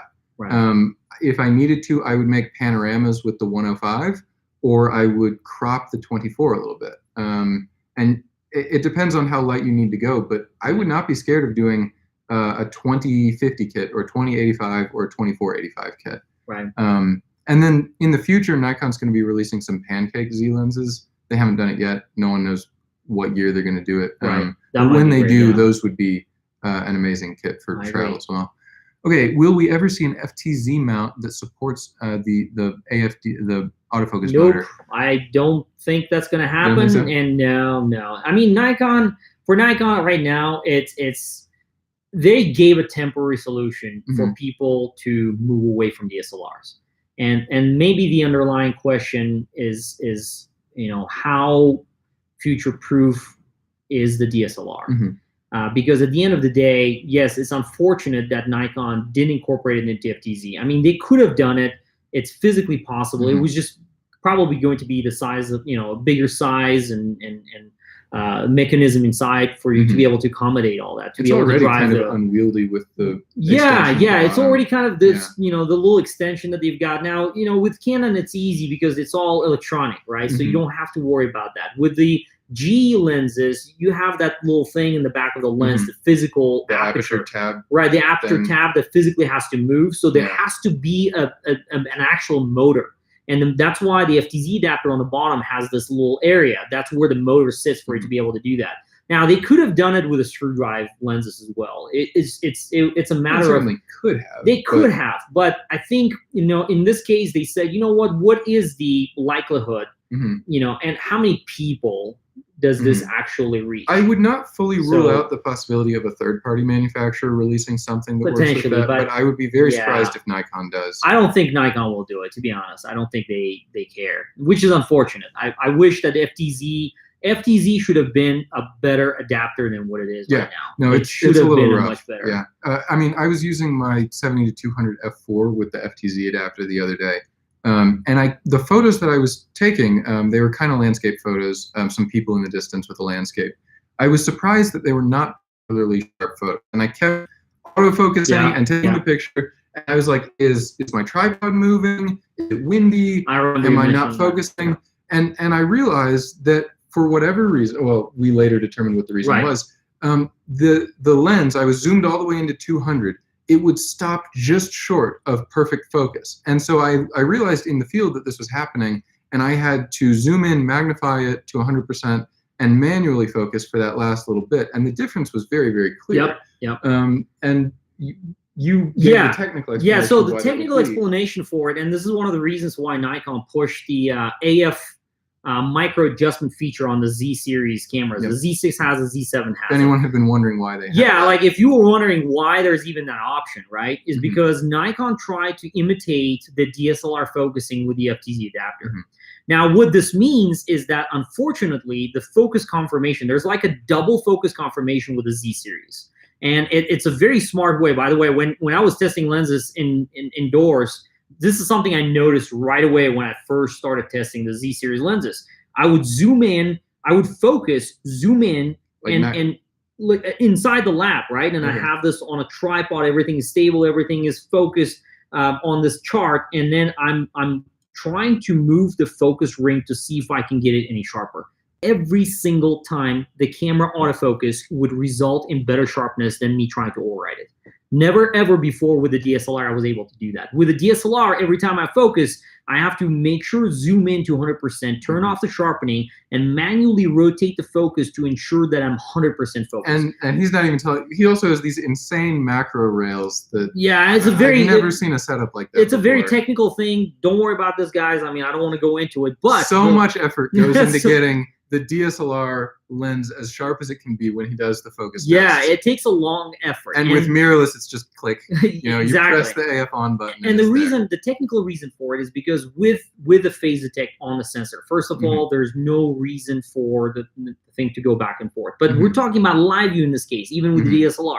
And you would think live view should be better, right? But in reality, whatever they've done with the autofocus system here, I think it has to do with the phase detect pixels being on the sensor itself. There's almost like a double confirmation of focusing that's taking place on the Z series. But the moment you put in that FTZ adapter and you put in a Nikon F lens, you lose that. It goes back. And the reason why they did it, I'm sure this is the reason why Nikon had decided to do that, is because they didn't want Z owners. Like if you have a Z6 and you mount a 500 millimeter lens on it, they didn't want that lens to slow down. They just wanted wanted that lens to just get focused. Because it is fast focusing. It's fast focusing, is one of the right? You can't really knock it for. But the accuracy suffers. Yeah. And especially in low light situations, a little bit less light than it should be. Yep. It was right after sunset when I was doing that. This is exactly the reason why the DSLR struggles with that, is because there's no way for it to confirm. And if it does that, it's going to be taking too long. Being that it was 200 millimeters when I was using it, it probably did magnify that effect a lot more. I've never seen it before to that extent. I'd noticed a little bit more sharpness with it than typical. So it's not like all doom and gloom, but it clearly is not as good as the native lenses are on it, which I mean, I understand why they made that compromise, but it still makes me a little bit disappointed in the quality of the FTZ. Right, yeah. Okay.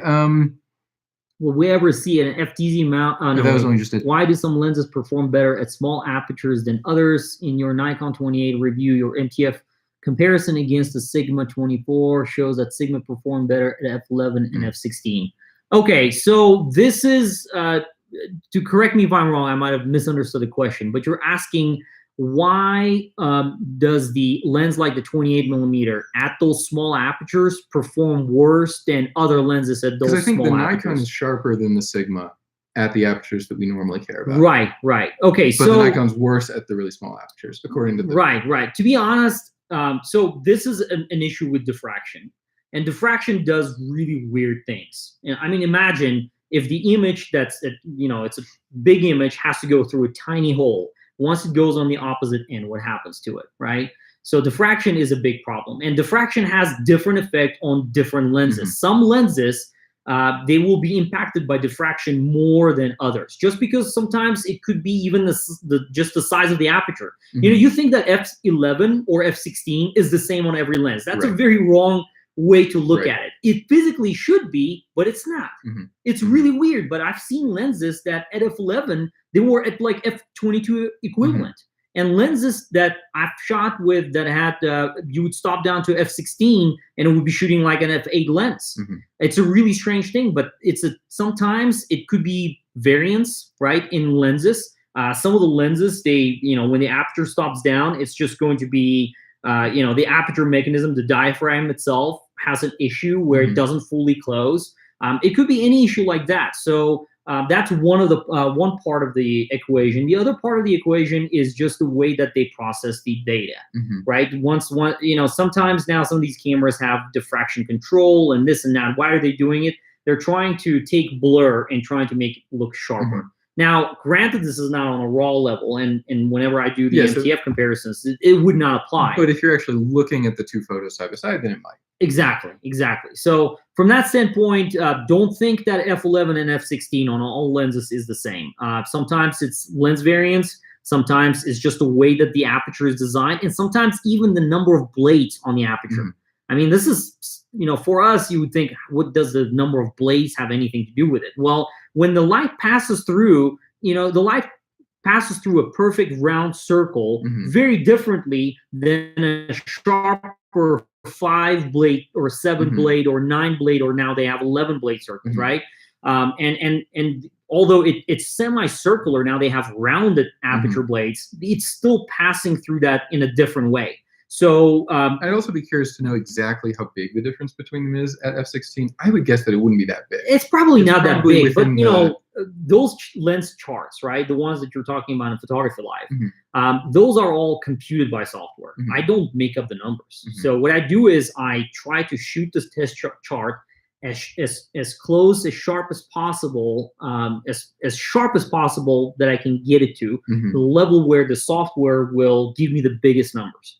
So my goal is to basically show every lens at its best, basically. Yes. Yeah, so my goal, because at the end of the day, if I test a lens once, right, and it gives me one output, I can't just use those numbers. I have to make sure that I'm actually measuring it properly. And that's why that macro rail, which we'll do a separate video about, but it's a very difficult process to measure lenses. I have to go back and forth between my Imatest setup and the computer to see the data. Because you can't visually identify a difference between, something that is insanely sharp and amazingly sharp. For your eyes, you're just gonna see this transition line. I'm literally just like, for those who don't know, when I test lenses, I'm literally photographing a line. And this is, it's crazy, but it's not just one line, it's multiple lines, because lenses perform differently. That's why you've got, when you look at the MTF charts, there's that mirror. Yeah, exactly. They're two different ones, because if you're photographing something that has a horizontal texture, your lens might resolve horizontal texture much better than vertical, or vice versa. That's why you need to be able to measure both. And for me, the way that, if you look at the Imatest charts, you'll see that they have these oddly angled squares. And I photograph the edges of those squares to be able to tell the difference. But with my own eyes, I would never be able to tell the difference between a sharp and a very not sharp lens. Right. And this is the last question that we've got up at the moment. So if anyone else has another question before we stop after this one, write it down now. This is your last chance. Is it worth it to invest in the Nikon 500mm f5.6 for the Z7 or wait for the Z lens? To be honest, okay. Which one's on the roadmap for the Z camera? There is no. Because I don't. There is no 500 5.6. There wasn't anything like that. There's nothing like that, which is unfortunate. 2021, up until 2021, we're not going to have anything like that, unfortunately. So if you need that lens, let's just put it this way: if you need that lens, if you're missing out, not being able to take pictures because you don't have that lens, I would recommend to get it. Because Nikon is not going to have anything like that in the next probably 3 to 5 years. Minimum. Nikon's probably expecting you to use that lens. The only two telephotos, super telephotos on their roadmap right now is a 100 to 400 and a 200 to 600. Yeah, and both of them are zooms. They're not going to be anywhere near the 500 PF quality. 500 PF is a remarkable lens. In fact, this is one of the things that Nikon or the weight. Or the weight. Even the 100 to 400, I would guess would be heavier than the 500 5.6. Oh, absolutely, absolutely. And I think this is where Nikon really needs to start pushing more lenses. But I think their engineers are also being smart about it, because if you're going to make a super telephoto lens right now, somebody might say, why isn't there a Nikon 400, 500, 600, 800, lens, super telephoto lens? I think from a technical standpoint, it would be stupid for Nikon to do that. And the reason why is because they haven't really figured out the autofocus game. You have to get autofocus to the level where it's better than DSLR. If you can't do that, there's no point, because every lens you make is designed specifically for different or for particular type of generation of camera. So if you take a Z50 or a Z7 or a Z6 and their autofocus system still needs to be refined, why would you make a 500mm lens and then 2 years down the road your autofocus changed and your lens is now junk? For certain types of wildlife photography, I would say the Z7 can be an amazing camera, absolutely. But it is also clear that if you're doing pro-level sports or anything like that, Nikon still has a camera that has not yet been announced that will be significantly better. And I don't think until that one's announced, yeah, there's a really credible argument for them to make a big line of dedicated telephoto lenses. They're not going to do it. I mean, and for wildlife photographers, if you're a wildlife photographer, stay away from mirrorless at this point, because the only you could be kind of 50-50. Exactly. You can. What I'm trying to say is, don't hope that by going with a mirrorless and coupling with the FTZ adapter that you're going to get the same performance as a DSLR, because these lenses. The difference is going to be focusing. Right. Focusing. Image quality is going to be spectacular. So yes. if you've got something like, I've thought many times about getting a D500 to pair with the Z7 as a good kind of combining both of those. If you're shooting something that isn't moving too fast, or maybe you've got a second shooter or anything like that, anything that you can get all of those 45 megapixels on as a wildlife shot will be pretty spectacular. The question is, can you get it focused properly? Right. How fast is it moving? And in those cases, I would say that the DSLRs still have a pretty clear advantage from Nikon. And I think this is for this transition period, right? When the Nikon engineers are transitioning from the DSLR design to mirrorless design. It's a matter of time until we start seeing kind of the blending of the two technologies together. And I think, the next generation, and somebody was asking, is there going to be another Nikon D500? I don't think so. Personally, I don't think it's a priority for Nikon to think about that. But if there was, then it would be potentially a remarkable thing that Nikon could do, because it would allow people to have that camera in between. Because D500 is now what, 5 years old, 6 years old? It's an old camera. It's good. So for them, to come up with like a Nikon D780 equivalent with kind of a blend, exactly, D550 or something like that, I think it would be really good, because pairing that 500 millimeter with like a D500, that's amazing. And it still is. I mean, the 500 is, even if it's however many years old, it's still a spectacular camera. Yeah, absolutely. And then the last question that just popped up from Eric, thanks Eric, it's along these same lines. Your thoughts about the Nikon Z autofocus? I would say, or do you want to answer that? I think it's better than people think that it is, but it's not as good as the DSLR versions. It is fast and it is accurate, and the thing that it's not good at is tracking. The ergonomics of tracking on it are still in what feels like version 0.5, having to press the OK button in the center while being in auto area mode in order to even allow 3D tracking across the whole frame. Right, that's just stupid. And then let alone, resetting it and trying a different subject. It's such a weird ergonomic system that it really feels like Nikon, every other part of the Z7 and Z6, I would say, are very refined, or at least feel like as refined as they should be for a Generation 1 camera. Now, the eye autofocus, though, and I don't know if you have much chance. I use it for video. Yeah, so the eye autofocus, though, you don't have to do that, which is great. Right. They fixed that. Yes. And which is good. And applause to them for putting out firmware updates that actually improve things. Yes, but Nikon needs to do two things at this moment. Number one, they need to go back and redo their firmware schedule. I mean, right now is just ridiculous. We got the last update a while ago. Right, and it only added CF Express and didn't really fix any of the problems. This is one thing that really frustrates me as a Nikon Z7, Z6 shooter, is that when you want to bring up this screen, right, and you want to shoot, I don't know if you guys can see it. This camera also has the same problem. Look at the bottom. All the settings. Yeah, all the settings. Like, there's no way to get rid of them. It's ridiculous. How could you do this? I mean, if you're shooting something that's important, those things get in the way, and you cannot undo that. You cannot remove it. I honestly love the Z cameras. They work perfectly for my style, but I cannot believe that there's no way to have a clear live view screen. That feels like the most basic thing that any camera should have, is a way to compose the photo where all that you see is the photo.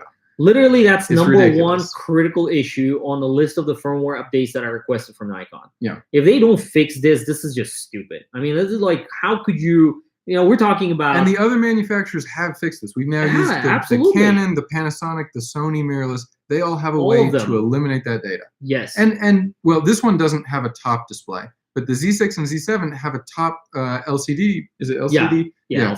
They have a top LCD display. And it has all those settings anyway. So it's redundant to have the settings at the bottom that cover your image. And yet Nikon did it anyway. It's really bizarre. I mean, I don't understand, but whatever. I think these are the things that the companies need to look into very seriously. And the reason the DSLRs don't have that problem because the DSLRs are a 4:3 aspect ratio screen. They're a little less of a rectangle, or a little less of a wide rectangle, a little bit more square shaped.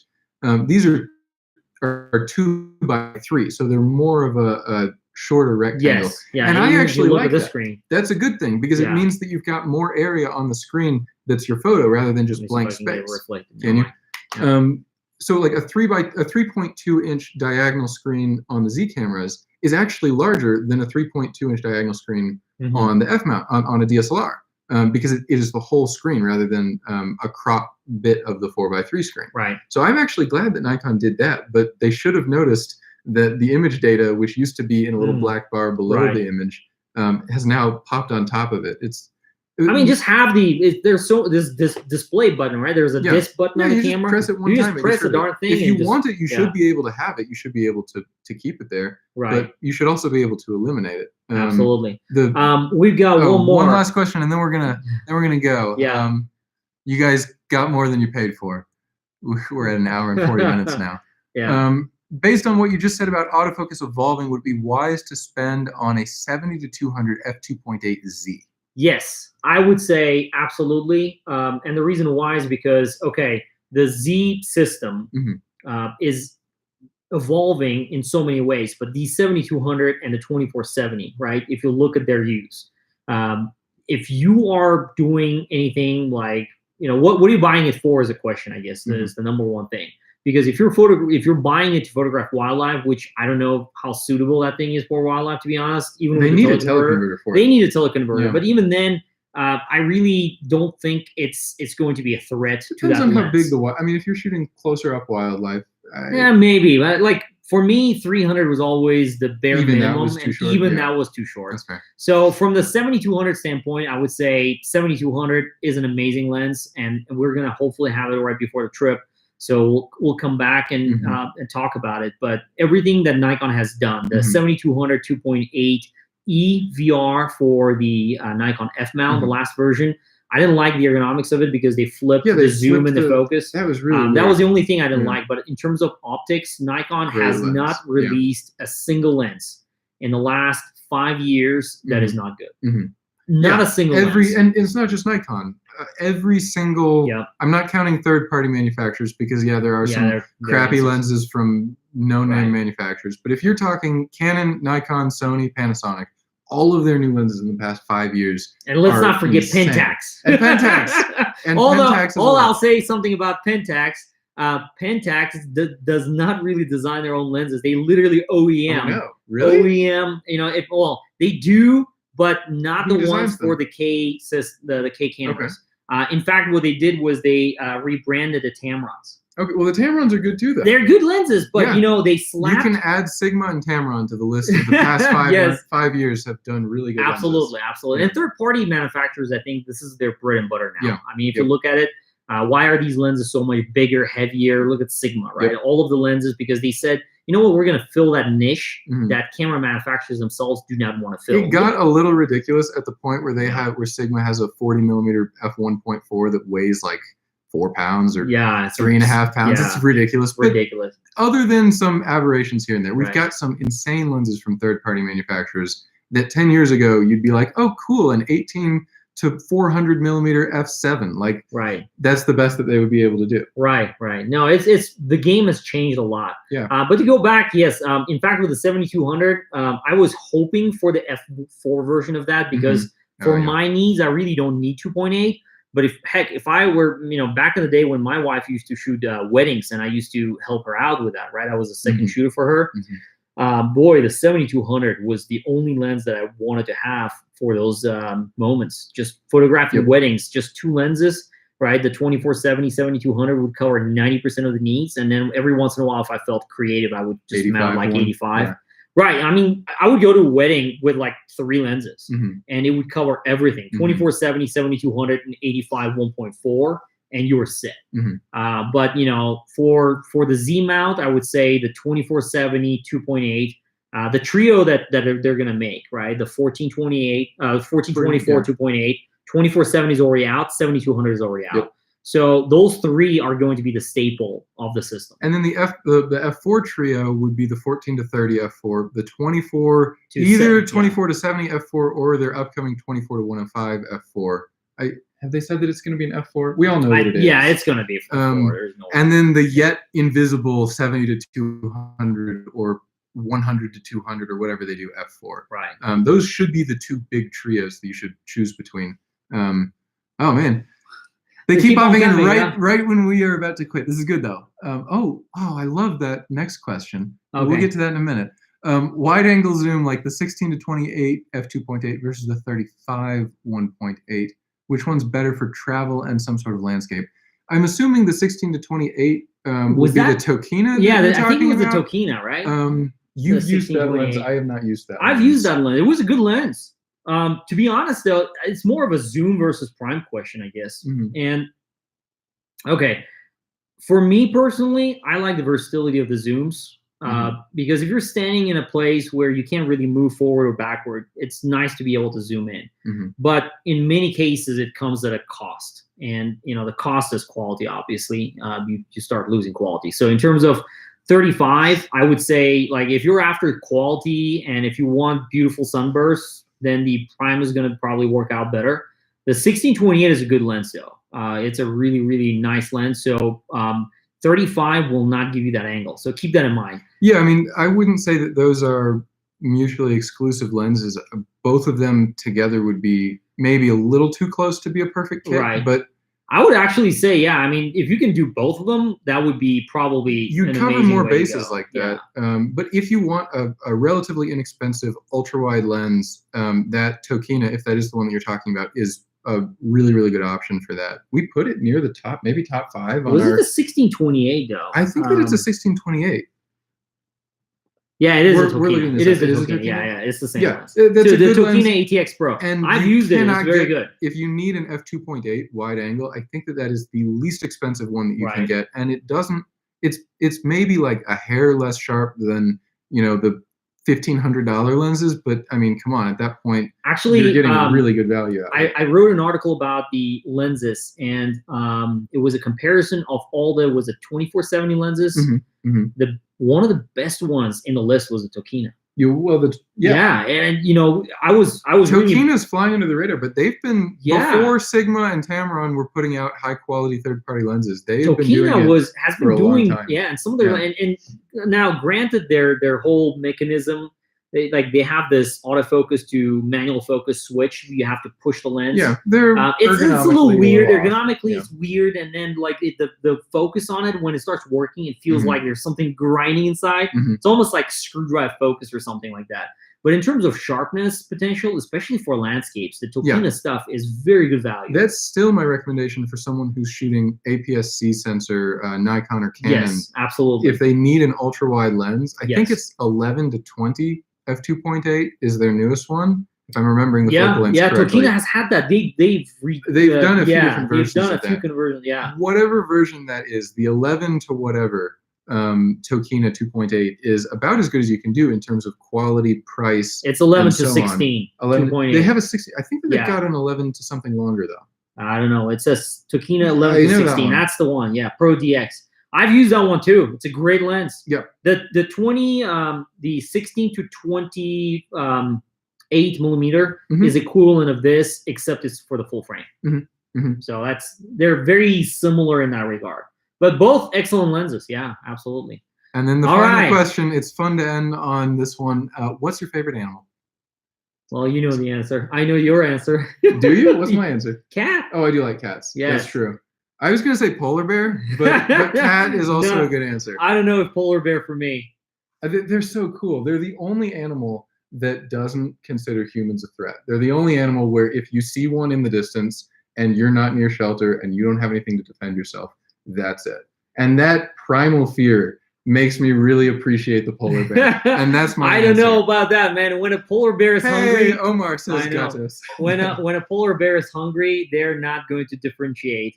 They're just going to They're just gonna take care of things. Right. So yeah, I don't know. I don't know if I would say polar bear for me.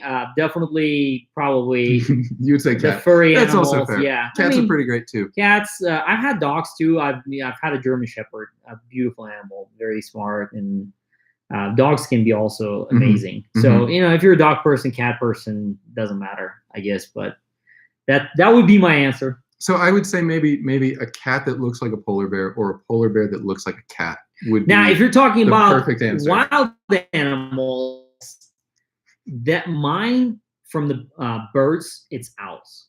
Oh, okay. I love owls. I mean, I could if I could find an owl to photograph every day, I would probably do that. I love owls. I photographed, in fact, we had a case where in Colorado, what is it? What is it called? The white snowy owl. Snowy owl. Yeah, I've seen the photos. Yeah, it came to Colorado, and somebody reported in one of the local bird forums or something like that. Everybody went there, and I was one of the guys. And it's such an amazingly beautiful creature. Really cool. So owls probably would be my favorite bird from animal standpoint. To photograph, I love foxes.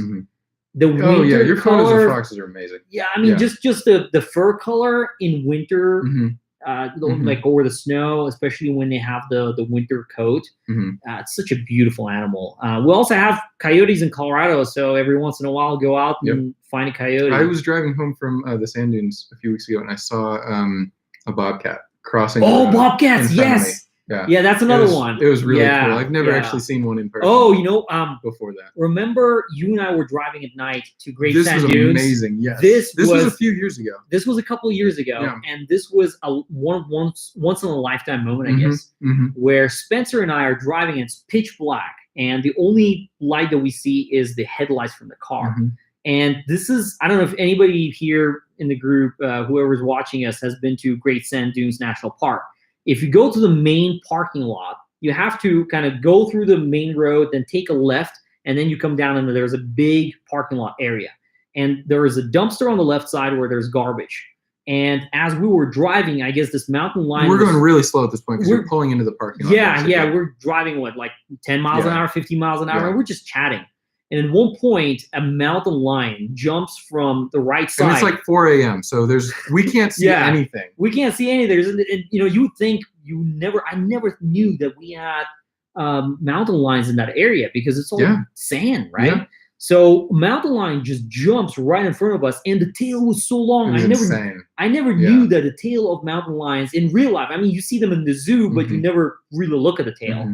That tail was just. We saw a dark shadow just jump over the fence, and we both looked at each other like, what could even have caused that? Right. And the only thing that it could have possibly been was a mountain lion. Yeah. And you just don't see them in the wild. Yeah. It was insane. Yeah, I mean, those animals, you don't get to see them. They get to see you first. Yeah. And if you get to see them first, then you're in trouble. That's what I know. I know that, like, with any bear, right? You better make sure that the bear sees you first, because if you see the bear, that's when it's bad. That's when it's bad. We'll end on that note. Don't scare the bears. Don't scare the bears. Yes, that's why when Spencer and I are going in the woods, or we're shooting somewhere that's really remote, and we know there might be some dangers, we're either going to talk very loudly, which is very easy for us. Yeah, we're both very loud.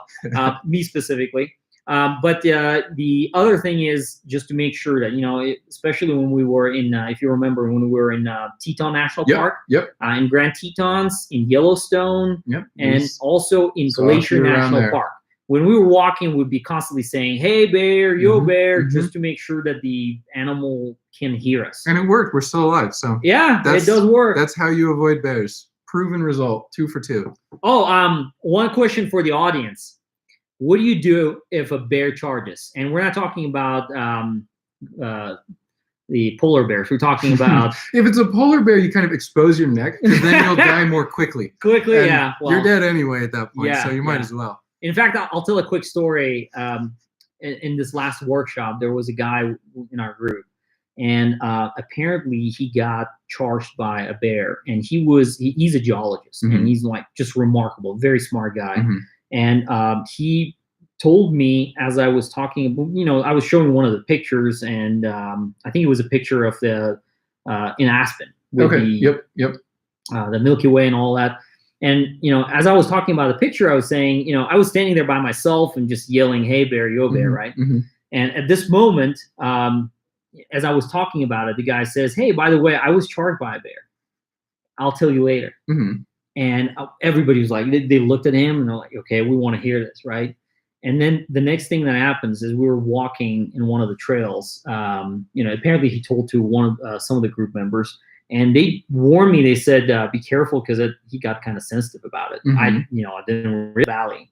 And I asked him, I said, "Could you please tell me the story? What happened?" It was just unbelievable. As he was talking about it, he was literally shaking. It was like almost re-experiencing what happened to him. And apparently what happened, he's a geologist, right? So they go to places and they're just doing their work, and all of a sudden they see cubs. And that's another thing, by the way. You see cubs first before mama, you better get out of there. If you can get out of there. But anyway, they see the cubs.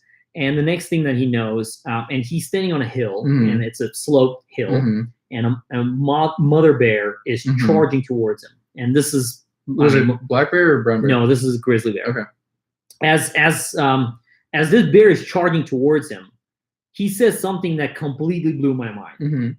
He apparently, the first thing that he started looking for was a climbable tree. And the climbable tree wasn't behind him. He was looking at it. So he runs towards the bear. Oh my gosh. Can you imagine? This bear is running from there, and he's running towards the bear. Iron will. But check this out. Just for the purpose of climbing this one tree. And Yes. this is his instinct working. It's not like at this moment, right? You need to do something. He doesn't have... apparently his friend didn't bring the gun or something, or they didn't have any way to deter the animal. Bear spray or back then, apparently there wasn't even a concept. So this was a while This was a while ago. So he starts climbing the tree. And as he climbs the tree, the other friend of his is trying to call off the bear so that because bears are expert climbers, right? So the bear starts climbing the tree. So he had already managed to go up the tree? He managed to go up the tree. Props and to that guy. He's climbing higher and higher. Yeah. At one point, the bear is going much faster than him and then swings and tears through his foot. Holy cow. Tears his foot, like the bottom of the foot is torn, right? And even with a torn foot, his instinct, like he needs to live, right? He's still continuing to climb. It gets to the point where the bear, apparently a bear can no longer climb up a tree if it cannot fully hug it. So the tree branch became thin enough for this guy to continue climbing, and the bear could no longer do this, so he cannot climb. And at that point, it gave up, came down, attacked his friend. He said he lost like one strike on his upper thigh. He lost like 15 pounds of flesh. Yeah, so this is no joke. I mean, and this is back in the day, and he was telling this. It sounded gruesome. Was his friend all right? His friend survived, yes, and they were able to deter the bear. And the bear ended up leaving because the friend, I mean, he was helpless. He was on the ground, and he apparently lost his glasses. He was almost like blind. He couldn't even see what was happening. But yeah, he survived, and his friend survived. But his friend apparently was no longer a geologist after that. Yeah. That'll scare you away from anything. Absolutely. So anyway, stay away from bears. Yeah, so that's the message of the past couple hours. It's not anything about photography. It's not about mirrorless versus DSLR. Yes. It's about staying away from bears. Yeah, the bears are no fun, man. I don't know. I like when you said polar bear, I was like, I don't know about that. Oh, they're not my favorites because I want to cuddle with them. They're my favorites because I'm deeply afraid of them. That's something that I can respect. You appreciate and respect that. I do. Okay. I do. That's all right. Thank you all for watching. All right. Thank you, guys. Sorry for all the... okay, I'll just say this real quick. If I offended anyone during today's live broadcast, I apologize. I know people get sensitive about camera gear and whatnot. At the end of the day, whatever you choose is, if you're comfortable with it, if you like it, then that's all that matters. I've shot with almost every brand, with almost every camera in the last 10 years. At the end of the day, it is what it is, right? Like you just go out and take pictures. So if you guys got offended by anything that I said, I apologize. Sometimes I can be very harsh, and I'm just honest. Like I just say it. Yeah. That's why people like reading your stuff. And that's why manufacturers don't like me either. Because you know what? Whenever we go to conventions and whatnot, and they ask me, what do you think about this camera? I tell them the truth. I say, you guys messed up. Why did you do this? Why did you do that? They don't like it. because they want people to say, "Oh, this is so amazing. Right. This is so mind-boggling. This is so amazing." No, I don't do that. Mhm. You know, just tell me, you know, honestly what you think, and I'll give you the answer. This is the way I am. And you know, That's good. Yeah. some people don't appreciate that. So, you know, and again, that's why I have to apologize and say these things. I think people realize the reason why you're saying it, and I don't think people would be too offended. All right. All right. It's Okay. important to Thank you, say how you guys. feel. Good night, everyone. Okay. Good night.